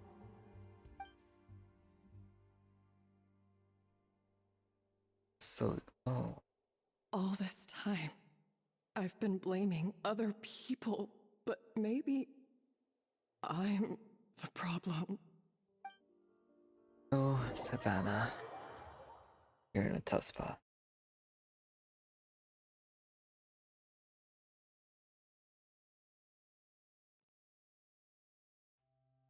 I sincerely apologize for putting everyone out. Savannah's awake now, but I don't think she's ready to speak to anyone yet. Let's give her the day to calm down. I'm sure you'll have the chance to talk everything out tomorrow. Alright. Yeah, that's fair.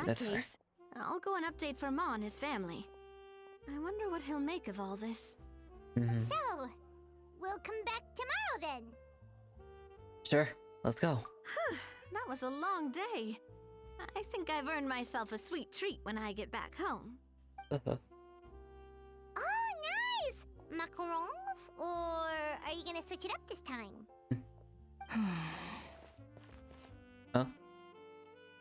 What is this, coffee? Traveler, how much do you know about the snow-winged goose? Not a whole lot. Every year they migrate long distances in search of a suitable home. There's always one goose at the front whose job is to lead the flock. Fontaine poets often use the image of that goose to explore the ideas about leadership and genius. They usually imagine someone who's a cut above the rest, a model of perfection. But what those poets don't know is that during a migration, the lead goose is always changing. Once the lead goose shows signs of fatigue, it retreats to the back of the flock and allows another goose to take its place. So the truth is that leadership, with all the responsibilities and pressures that come with it, it's something that everyone takes turns at. But we humans completely miss that fact when we project our own ideas about social hierarchies onto them. Is this about you and Savannah? I guess what I'm saying is, I don't buy into this notion that there's some sort of gulf between normal and genius. Cooking is a science, not magic. Given the same ingredients, same recipe, and same environment, I see no reason why two different people shouldn't be able to create the exact same dish. Of course, some people have a more sensitive palate than others, and some people are just born bolder or more conscientious. But these are all variables that can be accounted for with time and practice. I'd have no reason to expect so much from others if I believed that perfection can only come from the hands of a genius.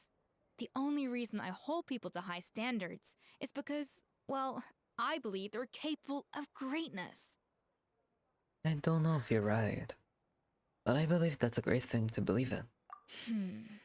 Okay, I've made up my mind. I'm gonna get to the bottom of why Savannah failed.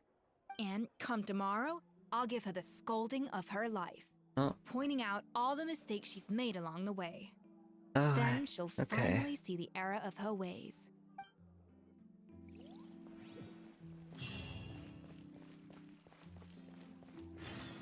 Oh. Okay.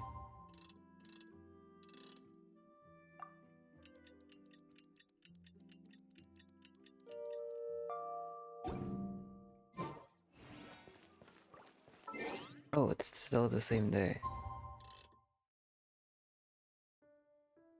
Guess I should be earlier.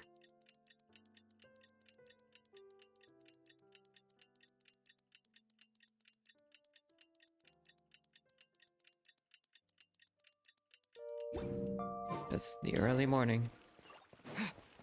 Okay.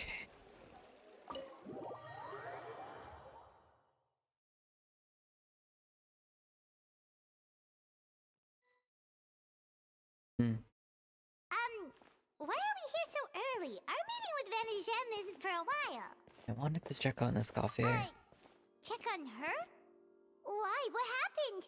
Oh. Oh no. Escoffier, are you alright? Hello? What the hell? I'm fine. Just need to get some more coffee in me. You really did pull an all-nighter then. Huh? What happened to my coffee? Did I really drink it all? Let me get you a fresh one. For now, you should get some rest. Alright. Thanks. I appreciate it. Well, there's cooking facilities here. Or we could just grab a cup of coffee from Cafe Lutece, but either way, hurry!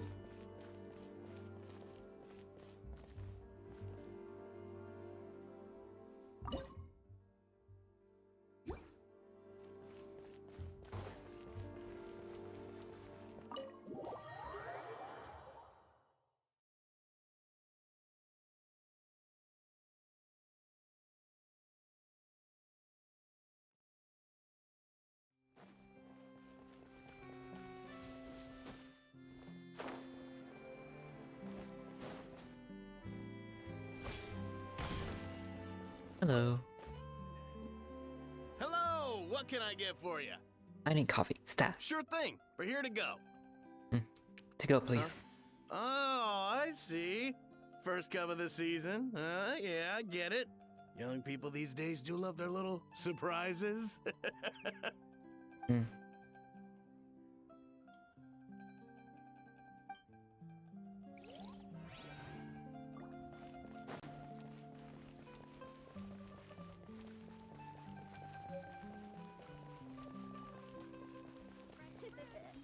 Take a guess. Can I climb down? Surely I can.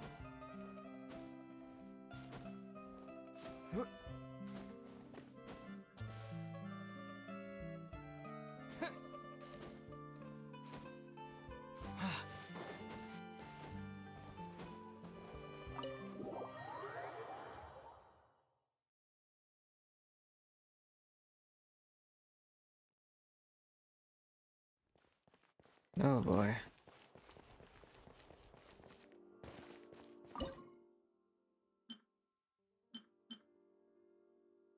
Coffee bean. What has coffee bean? That's a dessert.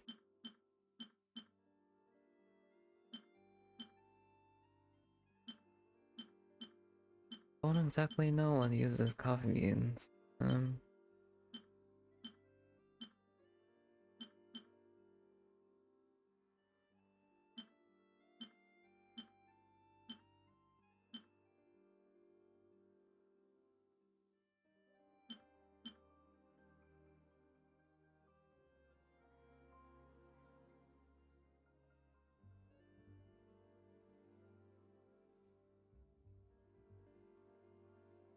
Hmm.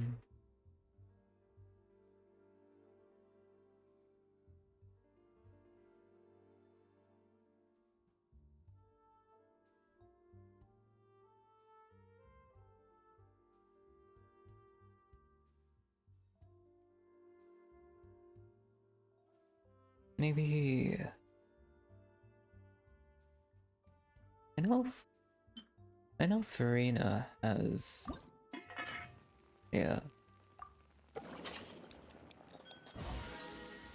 Nope. Nope. Nope. There it is.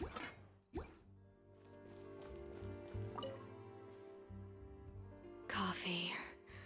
Need coffee.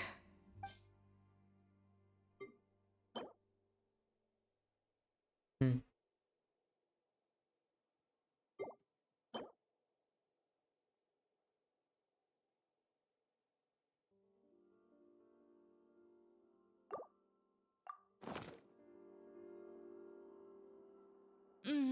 Strong, bitter coffee beans, transformed through expert brewing and balanced perfectly with rich, creamy steam milk.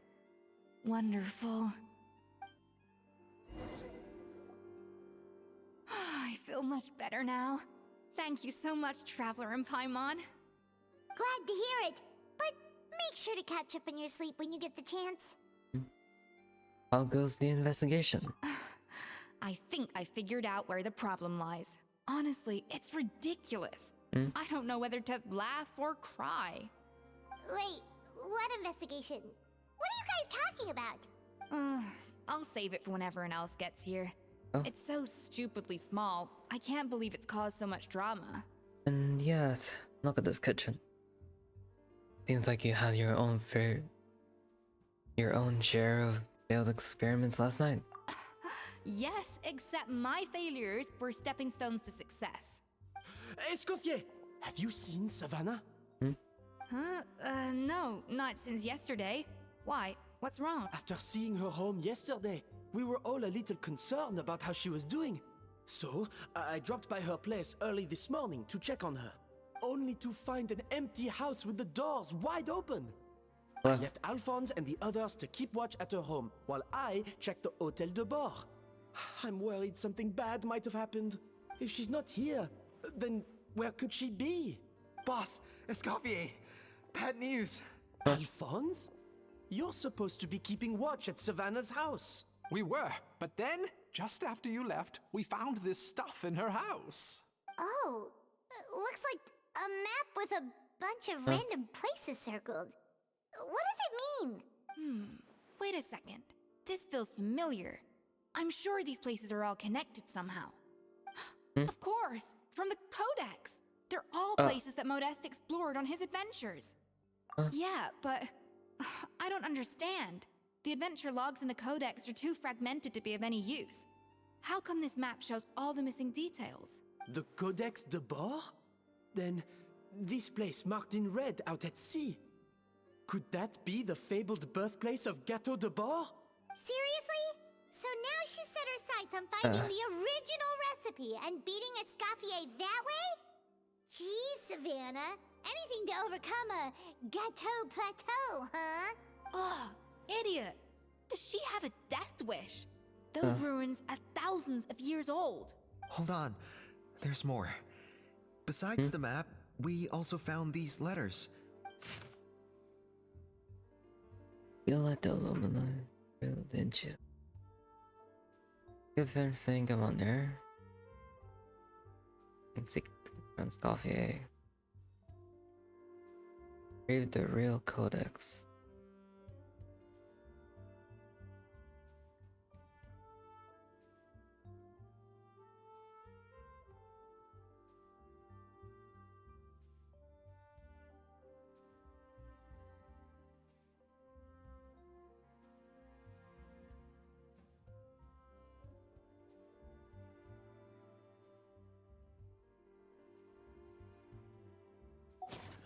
It was you.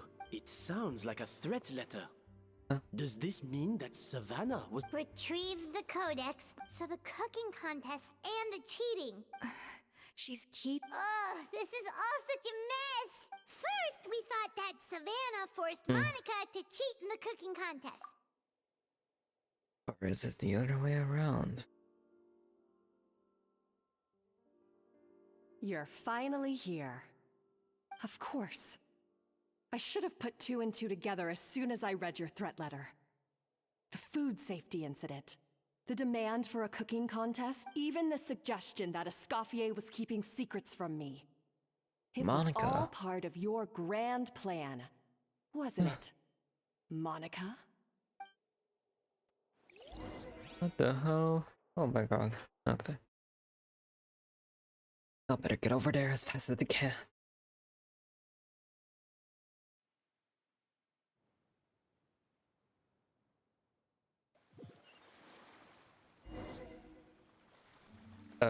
We should be getting close to the spot marked on the map. Of all the stupid things she's done, this really takes the cake. The moment we find her, I'm gonna curse the living daylights out of her.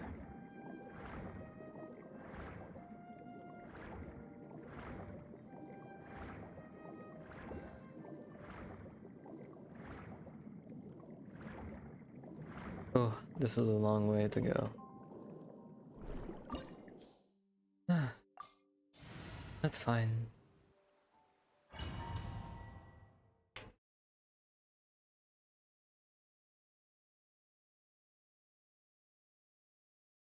Hey, look. Scoffy is on the team. Perfect. That's why I left one spot open. Whoa. This looks pretty cool. Wait a second. These milk shells. Isn't this supposed to be...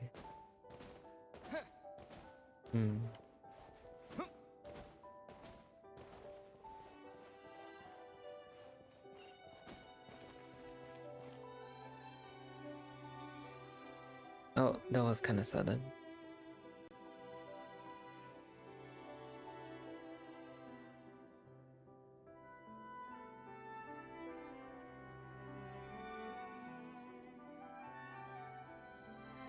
What's this about? Whoa, this place looks like an underwater restaurant, doesn't it? Suddenly, the idea of an adventure chef finding secret ingredients makes a whole lot more sense. I think Modest's codex mentioned this place. A public bath from the time of Remoria. So yeah, definitely the kind of place that would have served food and drinks. Ooh. Huh? Some blubber beasts have come to join the party? How did they get here? Oh. Aw, they ran off! Guess they're not used to seeing humans. Let's head further in. That could be easier said than done.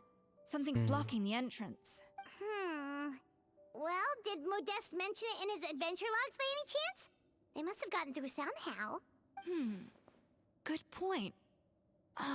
Yes, that's right. It's coming back to me now.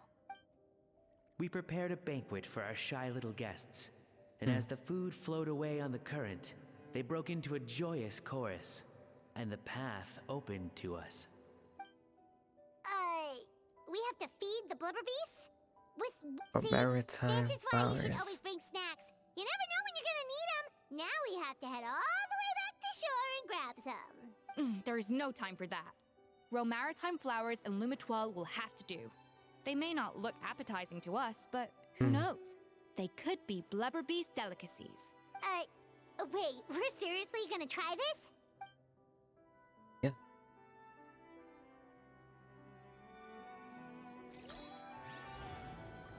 Yeah.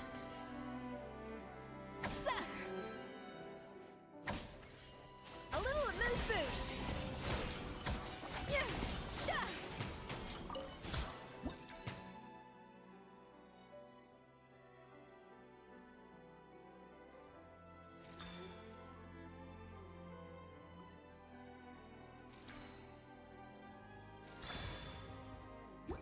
Easy.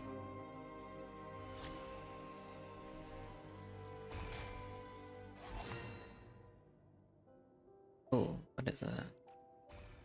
Interesting. Blubber beasts or not, are we sure this stuff is edible? Trust me, they'll love it. Not personally. What if we actually feed it to them? Oh, good question. If we try to put them in the pool, we'll probably just scare them off again, and who knows how long they'll be gone. Yes, we can't afford to wait for them to double back. What was it? Just put it on the water.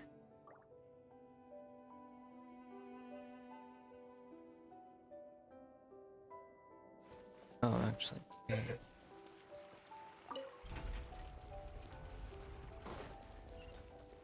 Mm-hmm.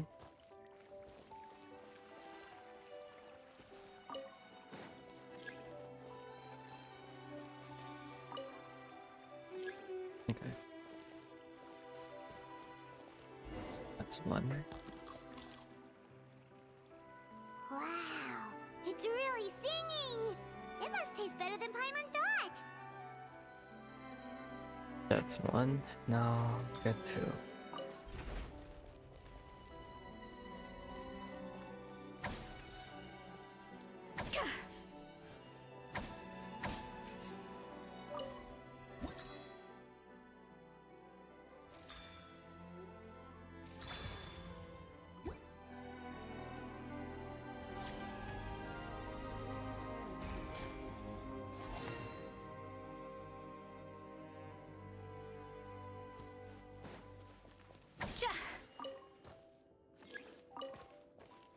Oh.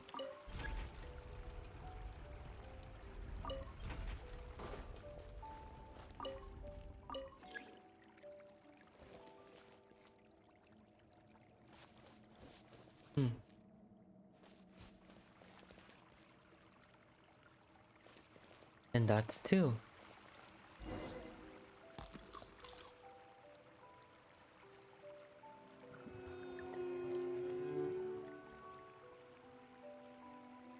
Nice. Hey, it's open! Okay, let's go. Oh, actually, I'm gonna take this.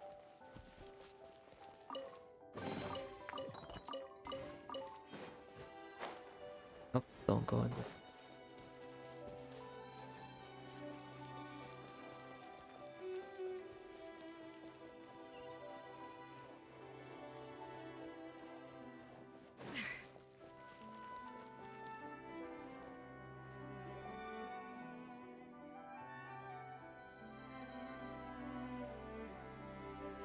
Cool. Hey, give me your water. Here. I said your water, the one you just drank out of? Sure.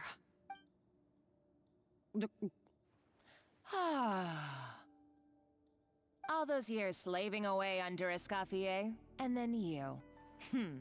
Today, it's finally paying off. Not only have I found the ruin that Savelli kept hidden, but I also get to boss you around like my little lapdog. Okay. Hey, go scout ahead for me. If we need to do any more blast tunneling, I want to know where to lay the explosives. Did you not hear me? Get going. Why don't you do it yourself? Oh, when did you learn to fight back? You're always so compliant when I give you instructions by letter. That's because you threatened to expose me for the Lumiline incident. I swear, if I'd known what you were planning, I'd never have... Ha! Don't be so self-righteous. Admit it, you've always been jealous of Escoffier. That's why you lapped up everything I told you. You were terrified of her finding out about your part in the Lumiline incident, and you resented the way her reputation hung over you. So you jumped at the chance to convince yourself that she was the villain, that she deliberately hid her secret recipes from you just to hold you back. It was the only excuse you needed to justify first idolization, then jealousy, suspicion, and self-deception. That's what this comes down to. It was the same story with Savelli and my ancestor. He offered Modeste his friendship only to murder him out of vanity. What? He promised to explore the world with him, only to later destroy all records of their adventures. Ugh. It's a miracle I even found this place. You have no idea the countless hours I spent piecing it all together. So you see, you're no better than Savelli. If you can't beat him, betray him, right? I am no Savelli, nor will I ever be. Oh, put a lid on it. You really think you can absolve yourself of your vindictive Oh my and god, jealous I just behavior now, realized. just because you finally realized that Escoffier never kept any secrets from you? First 2 letters of their names. Dude. Modest.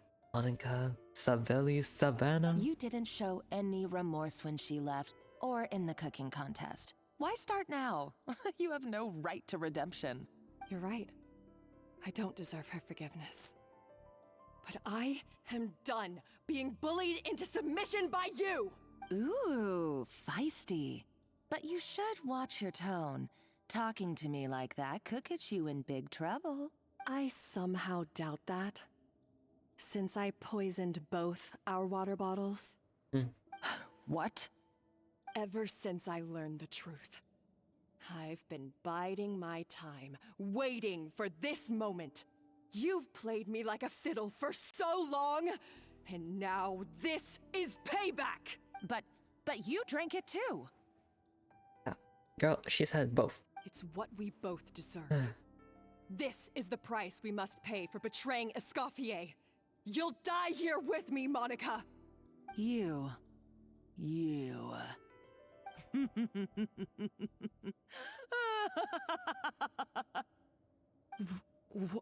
What's so funny? Oh, you're too much. I thought I'd play along for a bit just to amuse myself. You gave a very rousing performance. I saw your dumb plan a mile off. There's no poison in these bottles, just clean, fresh water. No. Revenge is a dish best served cold, you know? Did you really think your half-baked plot would fool me?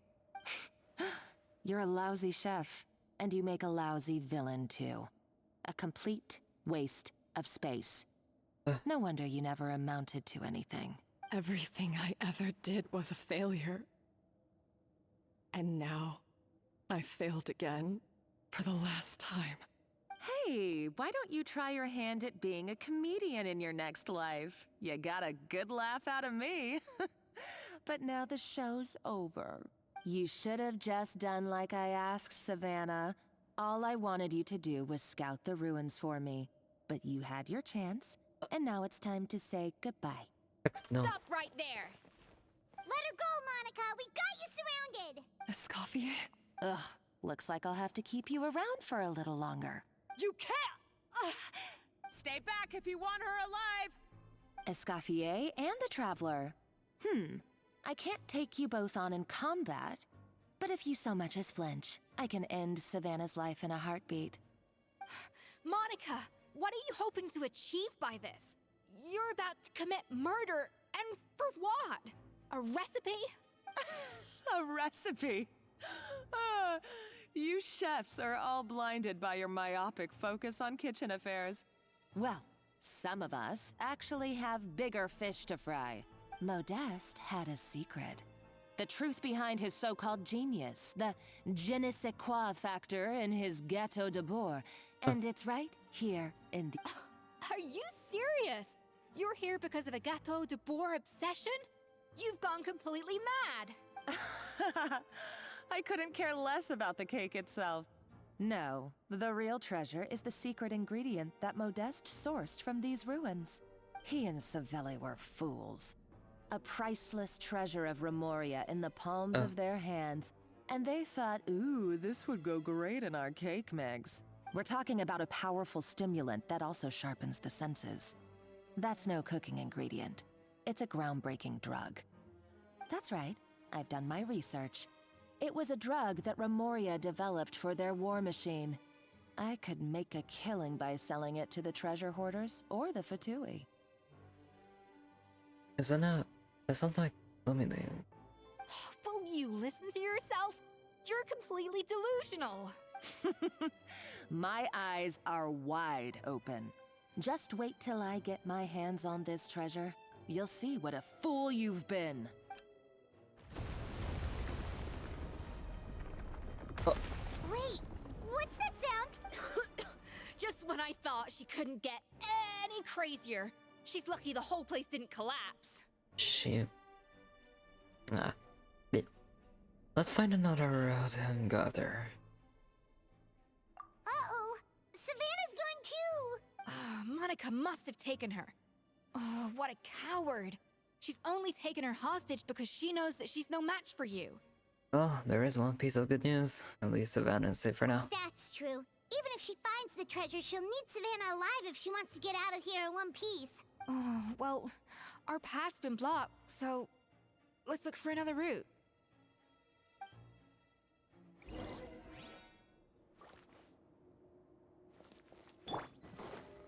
The water looks pretty deep here. Maybe it leads somewhere. Oh.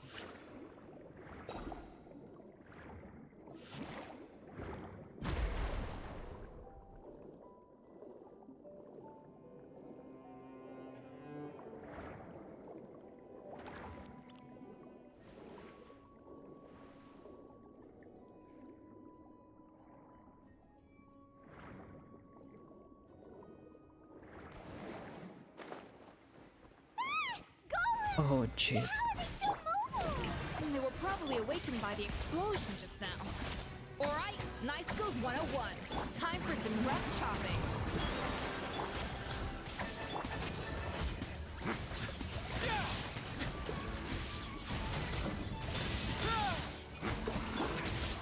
A dash of frosting. Stay cool. Face your gift.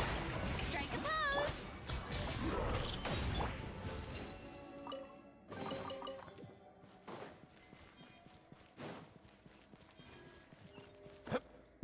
What's this? Gordon's winners of vessels most sacred.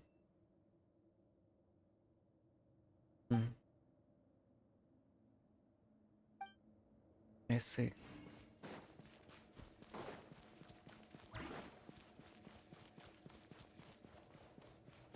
Oh, more of this. Another door? Guess we need to prepare another feast for our guests. Oh boy. They'll dead as hell. Let's try this guy.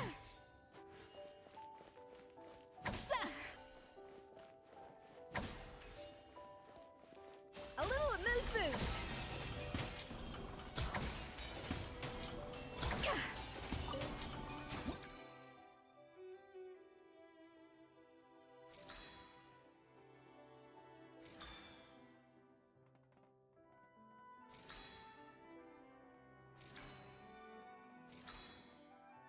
Okay, no.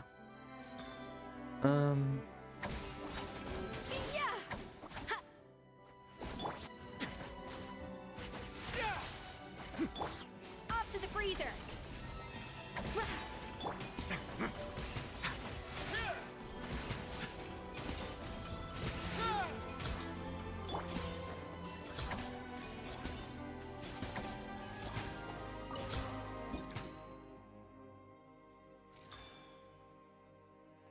There you go.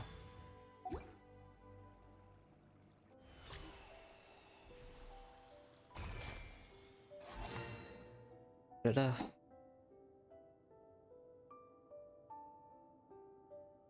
Yes, I can see that they're there.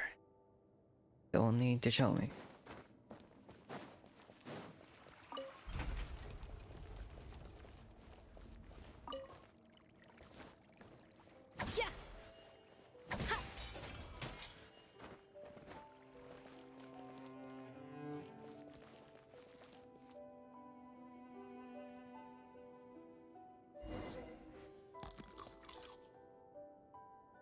It seems to really like the texture of Rome maritime flowers.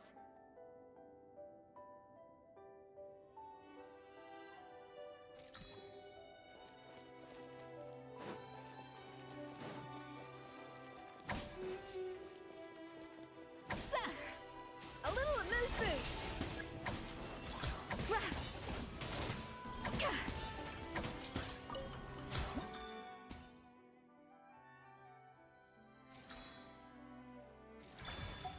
Easy.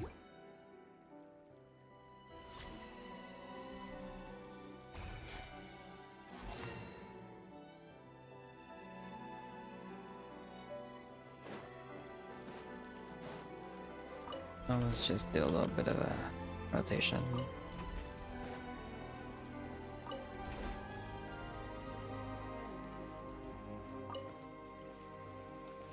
Oh, go on.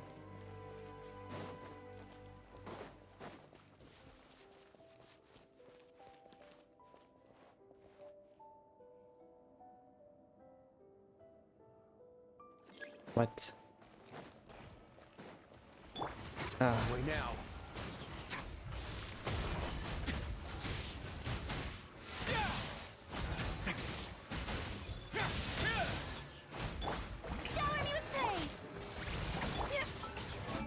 Doesn't Risley have his? Yeah.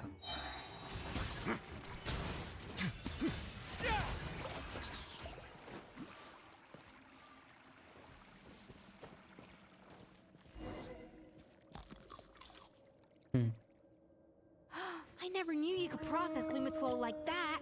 Alright, I've got to jot this down. Lumitwols and Maritime flowers. This could open the door to a whole new world. Yep, that's literally the plan. Wait, hold on. Which door are you talking about? Okay. Oh, look at that. Pretty.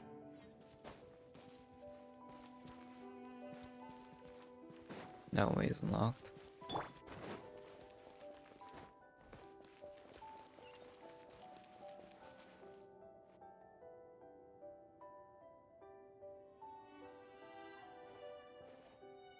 What's this? That's strange. These don't look Romorian to me. More like last century Fontaine. Could they have been left by previous adventurers? Adventurers from last century Fontaine, huh? Oh, Modeste and Savelli, do you think they camped here? By the looks of it, this was a one-person camp. They adventured together, but maybe one of them came back alone at a later date. Let's rummage around. They may have left a journal or something. Oh, you really think so? Trust our adventurers' instincts. We're pros at this stuff, just like you're a pro in the kitchen. Well, I'm a pro at least. Okay, well, the Traveler has more adventuring experience overall, but Paimon's definitely a pro rummager from all those treasure chests. And bingo, found her. Paimon was just about to show off her rummaging skills. Huh, no kidding. Are all adventurers so obsessed with journaling? I mean, I guess I take a lot of notes when I'm cooking as well, but I thought that was just me. Anyway, let's find out who was here. It's been years since I've last visited these ruins. It's exactly the way I remember it. This place probably hasn't changed in millennia. Sadly, up above, on dry land, everything has changed. The treasure of Remoria. That's what we used to call it. Modeste was right about its potential. It turned Gâteau de Bourg into a national sensation. Our limited stock of the substance meant that the gâteau could only be produced on a small scale. But this only drove up the popularity all the more. Modeste was right about that too. He predicted all of it. He was praised as a genius, while I, as the one person who'd ever disagreed with him, was labeled a talentless fool. Modeste tried his best to console me, but I knew better than anyone just how great the gulf was between us. Our conversations grew scarce, and we saw less and less of each other. I didn't fight it. He had new friends and a career of his own. Why invite further disdain by inserting myself where I did not belong? I told myself that maybe one day, when I finally created a masterpiece of my own, I'd be able to face him without shame. Or maybe one day, when I've put these feelings of self-loathing behind me, I'd be able to ask him with a smile on my face, how about we go on one more adventure, for old time's sake? Unfortunately, that day will never come. So it was Savelli. From the sounds of it, he came back after Modeste had already died. I always thought it was just a legend. But if it's true, then this must be the place where they found their secret ingredient, the birthplace of Gâteau de Bourg. In that case, what does that say about the death of Modeste? If it's all true, Maybe Savelli really did have something to do with it. Let's keep reading. The taste of Gâteau de Bourg has changed. Modeste was convinced of this, even though everyone swore they couldn't tell. Being the perfectionist that he was, he refused to accept even the slightest flaw in his work. He stopped all sales of the product, locked himself away in the kitchen, and worked day and night, vowing to find out where he had gone wrong. But as he baked and taste tested over and over again, he found he only strayed further and further from the original taste. It was only when he was sipping on coffee one day and realized he could not taste the bitterness that the truth finally dawned on him. What had changed was not the gâteau, but his sense of taste. The treasure of Remoria stimulates the senses, taste included, and invigorates the spirit. In the short term, it offers people the ultimate gourmet experience, but in the long term, it dulls their senses entirely. In hindsight, it made perfect sense. After all, why would a culture that sought liberation from the constraints of their bodies care for the loss of their senses? But we realized it too late. We were just too late. Over the course of his many culinary experiments, Modeste exhausted the remaining supply of the treasure of Remoria. He consumed it all himself. The finest culinary talent of his generation now faced a future in which he would never be able to taste anything ever again. Finally, in despair, he took his own life. And because we had become estranged, I could not be there to stop him, to offer some words of comfort, or even to say goodbye. Yet despite everything, he sent me his final letter. The treasure of Remoria? Guess Monica was really onto something. It really was a kind of drug. So, Modeste chose to end his own life. Then, why all the rumors that Savelli murdered him? Also, neither the Codex nor any other contemporary records make any mention of the treasure of Remoria. It's almost as if someone deliberately erased it from history. Modeste told me everything in his final letter. His was a tale of how even a genius could fail, and how much more devastating it is when it happens. Did he hope I would gain some personal catharsis from knowing the truth? Or maybe he wished for me to warn the public about the dangers of Gâteau de Bourg, proving that I had been right all along.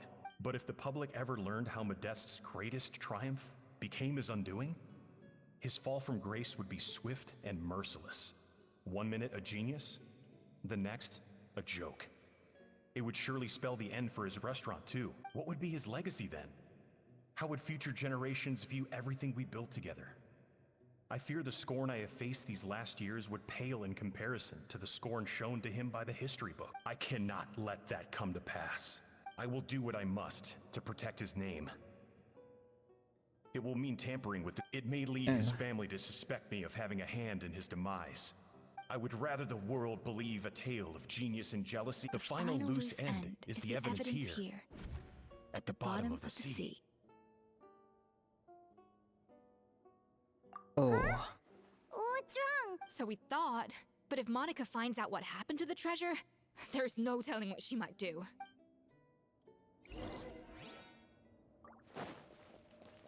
Yep. Gotta find her.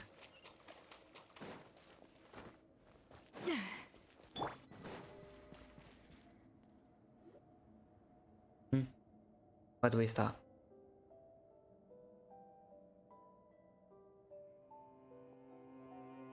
The treasure of Remoria. I have found you at last. Savelli, you tried your best to bury the truth, but you underestimated the children of Modeste. Some fragments of his diary escaped your clutches, and we have held on to them for generations. But I have to thank you too, Savannah. Without your help retrieving the Codex, and with it the last piece of the puzzle, I may never have found this place. But now, finally, the secret to Remoria's military might is within my grasp. The treasure of Remoria is mine! Oh. It's empty. It's empty? Monica? Oh, we were seconds too late. Escoffier? What's the deal with that jar? Savelli's final act! He wanted to conceal the secret of the treasure forevermore and make sure it would never harm anyone again. So he came here after his friend's death and destroyed every last shred that remained. This can't be happening. All the years I spent piecing together the truth. All my painstaking planning. All that for an empty jar? Monica, don't do anything stupid. This ruin is more dangerous than you realize. Oh oh, the golem's right there. Oh, shut your pie hole! Uh-oh. To Lord Remus, you barbarian shall be slain.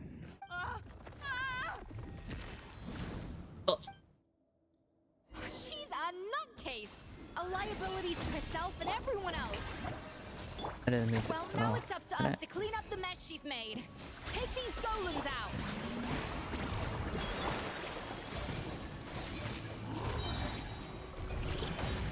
A moment, please.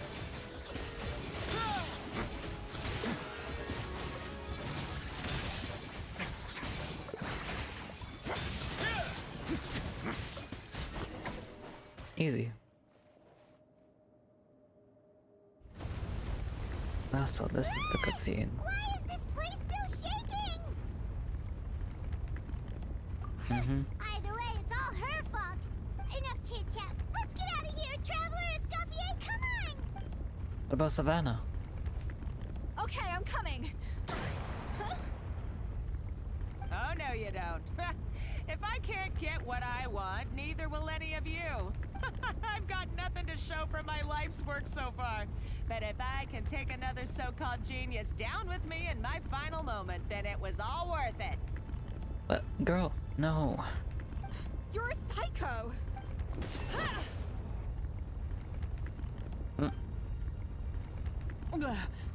Savannah? Oh, when did you wake up? I may be a lousy chef, but it looks like I'm not a complete waste of space. Hey, we need to go. Traveler? Okay, let's go!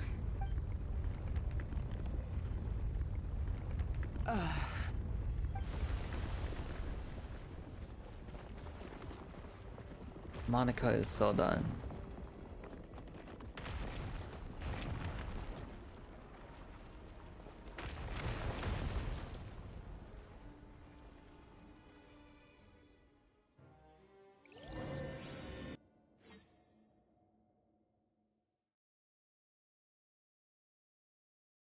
Well, that was intense.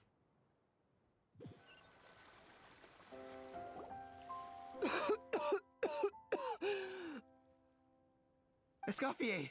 Savannah! Hi. Traveler and Paimon! Venejem!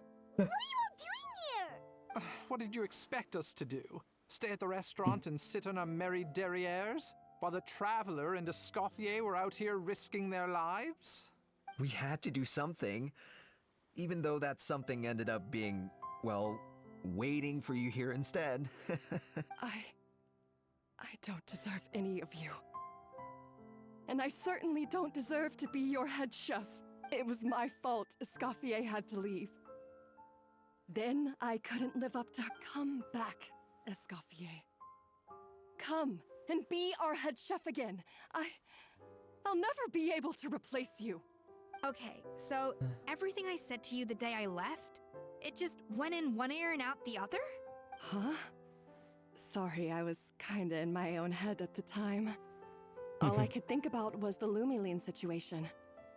What was it you said again? Forget it. It doesn't matter. Anyway, I didn't leave this job because of you. And you're not nearly as awful a chef as you think. If you were that bad, why would all your staff show up here for you? Escoffier's right. Sure, you nitpick our work and get us to do things over a lot. But when it comes down to it, you're the one who's always doing whatever it takes to make sure the customers get served on time, every time. Things were pretty rough after Escoffier left, and Savannah's the only reason we've been able to make it through. Our customers know that Escoffier doesn't work for us anymore. But the fact is, that at the end of the day, we're all human, and we all make mistakes. All we can do is recognize where we get it wrong and do our best to improve. No, I get what you're saying, but what I did... Well, about that, there's... It's been a while, Chef Savannah. Firma? I'm so sorry. I put far too much pressure on you. But I'm too late, aren't I?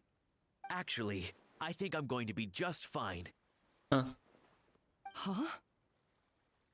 We thought Firmin's problem was purely psychological in nature.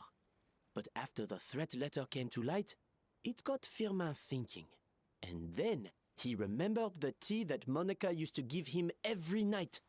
And as it turns out, she was lacing it with Lumaline the whole time. Oh. No way!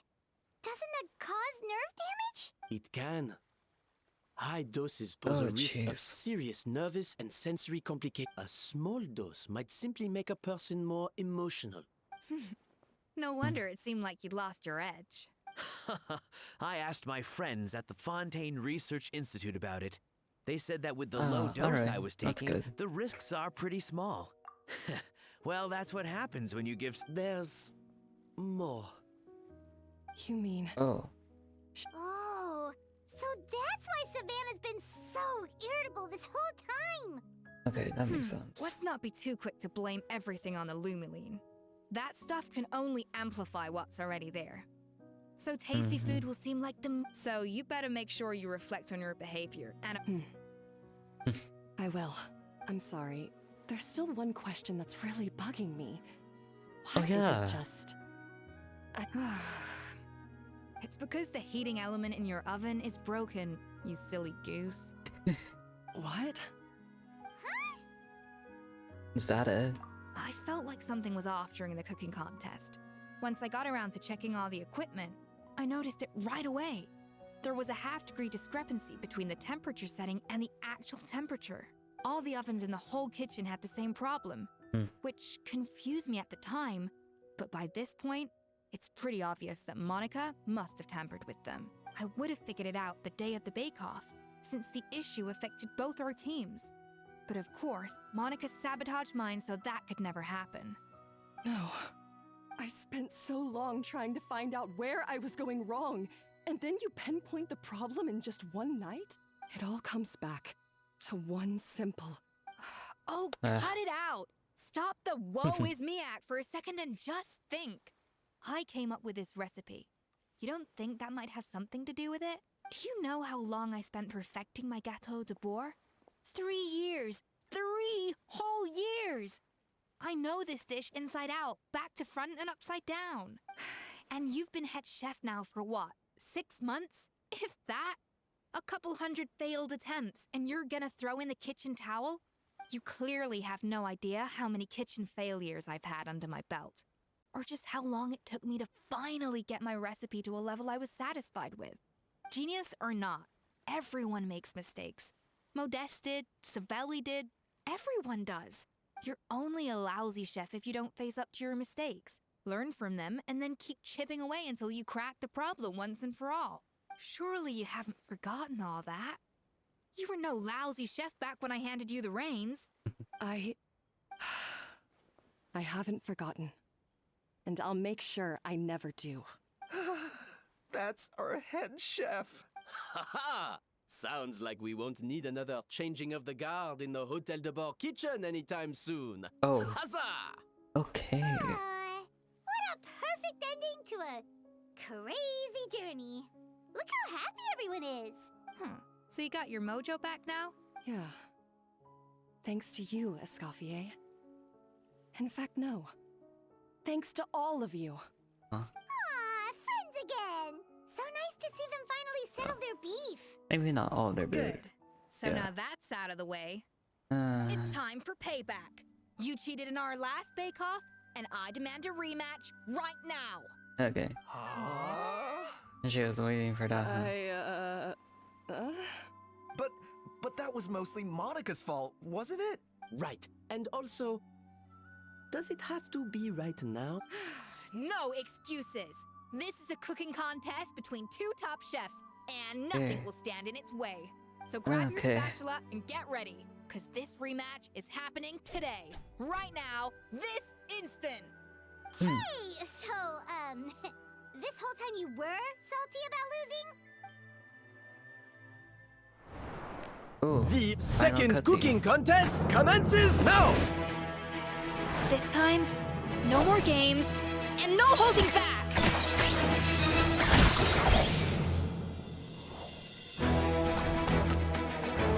Oh, wow.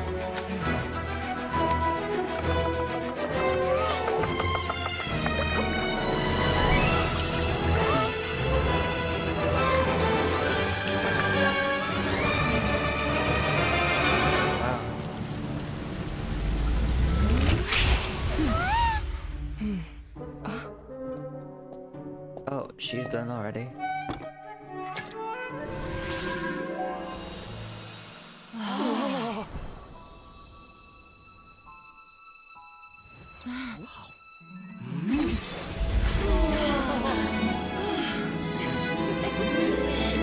It must taste good as hell. Look at that animation. Oh. I feel like I don't have the right to be here. Hey, what are you so afraid of? You can't unbake it now. And if you don't serve it, then good or bad, you'll never find out how to improve. If you're too scared to fail, you'll never know what real success tastes like. So? Embrace your failure. Taste it. Digest it. That's the way to success. I don't know. Sounds like it's easier said than done. I'll do it.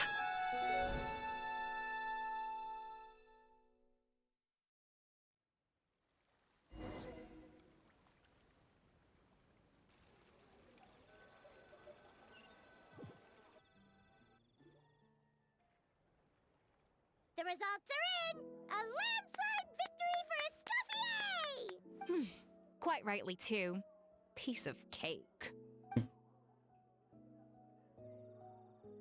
Oh yeah, look at that! Savannah looks pretty chipper too, considering she lost. Now, where were we? Yes. Oh. Do you have any more questions for me after everything that's happened? What are your future plans? Are you going to stay at the False Admiral? I thought Navia would have filled you in. And actually, I said all this to Savannah before I left. Although, as we saw, I don't think any of it sank in. I had two reasons for leaving. One was the food safety incident, of course. But the other was that the Hotel de Boer had reached a point where it didn't need me anymore. So I decided to step down and look for new opportunities to improve myself. Improve how? Well, a while back, I got to know a fellow chef from Liyue, and in her, I saw so Xiangling? many new Oh. possibilities. You She are. has that same adventurous spirit that Modeste and Sibeli had in their youth. Slime mucus, lizard tails. With her, nothing's off the table. There's a whole world of new flavors out there waiting to be explored, hiding away in ingredients we overlook. Case in point, remember those Romaritime flowers down in the ruins? I used them in the cooking contest just now. Oh. Did you taste the difference? What? Paimon didn't notice at all.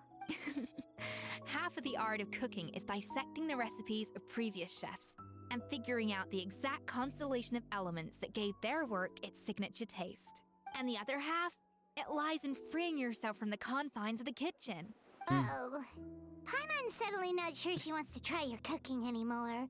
Well, I'm always down to be a taste tester. Should definitely make Paimon taste past all of your most experimental dishes. Don't worry, it's not gonna be a free-for-all like in Modeste's time. Before I put anything into my food, I'll obviously do my research, make sure it doesn't contain any harmful substances. In the meantime, take this. It's a recipe for Petit Gâteau de Boer, revised version. Oh? I tweaked it to suit your needs as busy adventurers. Yes. All right! So, do you ever see yourself returning to Hotel de Boer? Oh, of course. I've already promised Vanishem that I'll come back every once in a while to make sure the quality of the food remains at an acceptable level. Go look to Savannah, I guess. feel a little disappointed that we never got to see the treasure of Remoria. Surely Monica wouldn't have gotten drawn in so deeply if it wasn't for all the mystery surrounding the original Gâteau de Bourg. She practically dedicated her life to finding the lost pieces of Modeste's diary. Then went to all that trouble to infiltrate the Hotel de Bourg. And in the end, it was all for nothing. She sold her soul for a dream, then had a rude awakening. Her life's work became a grand exercise in futility. Since you mentioned the treasure, between Modeste's writings and what we saw in those ruins, I think I may have figured out the truth. The so-called treasure of Remoria was most likely a substance that the Remorians extracted from Lumitrolls, Knew it. better known to us as Lumiline. Huh? So then, why all the hype back in the early days of Gâteau de Bourg? Don't forget, it was a very different era. We could barely even refine sugar back then, so desserts were very much in their infancy. In a world of bland food, it's no wonder. And as for the Lumiline, it may well have been somewhat valuable in ancient times. But these days, it's just another drug from the Fontaine Research Institute. Even if Savelli hadn't destroyed it all, I doubt it would be worth that much these days. So after all that, there was nothing in those ruins but worthless junk. Feels strange to say it, but Paimon almost feels sorry for Monica. She sacrificed it all only to get nothing in return. Yes, Paimon. Poor Monica. Hey! Oh, Navia. Huh? Navia? You just got back from that underwater ruin, right? Well, check it out. Did you see anything like this down there? Freshly unearthed from the ruins of Remoria. Experts say it has immense artistic and historical value. Wait! Isn't that the jar they used to hold the treasure? If only it was still in one piece. Oh. Some butterfingers must have dropped it or something. It's such a shame.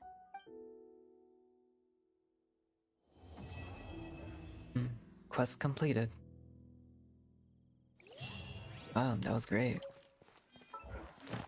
Hey. Nice.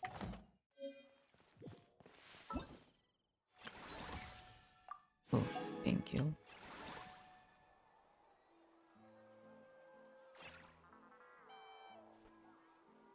And okay.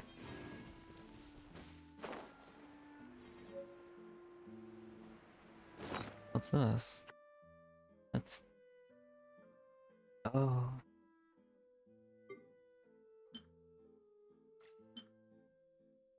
Petit Gâteau de Bourg.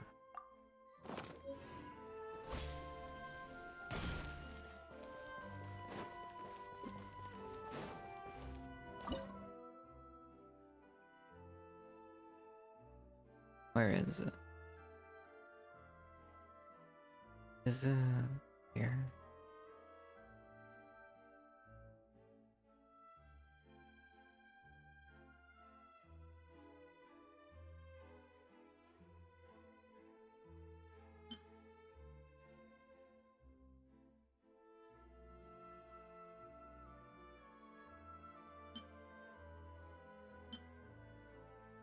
Ooh. Exciting.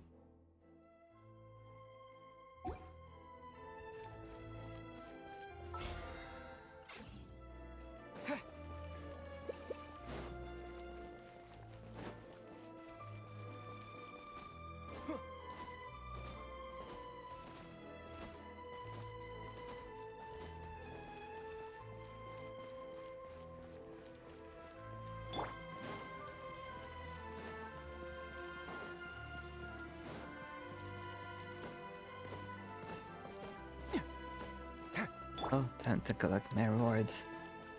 Hello, Astra. Catherine. Thank you for Add Astra at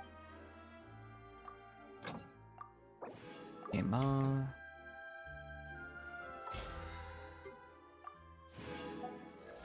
Nice.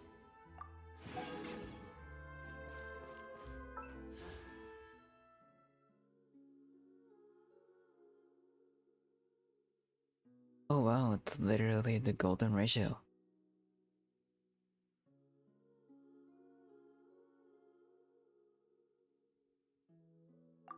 It's my pretty, kind of want to check.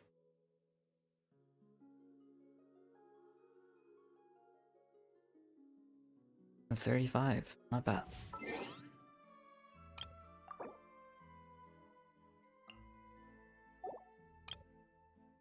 Let me change this. Nice. Notices. It's probably about. Yep. Okay. Oh. Ow. Ugh. Well, this was fun.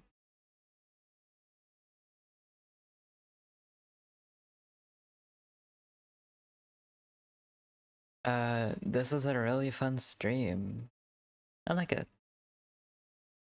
But yeah, next time around, I'll definitely be, you know, I'm gonna be doing the whole event and stuff next time around. But I think this will be the end of this stream. It's almost 3 hours. Not much people joined in, but that's fine.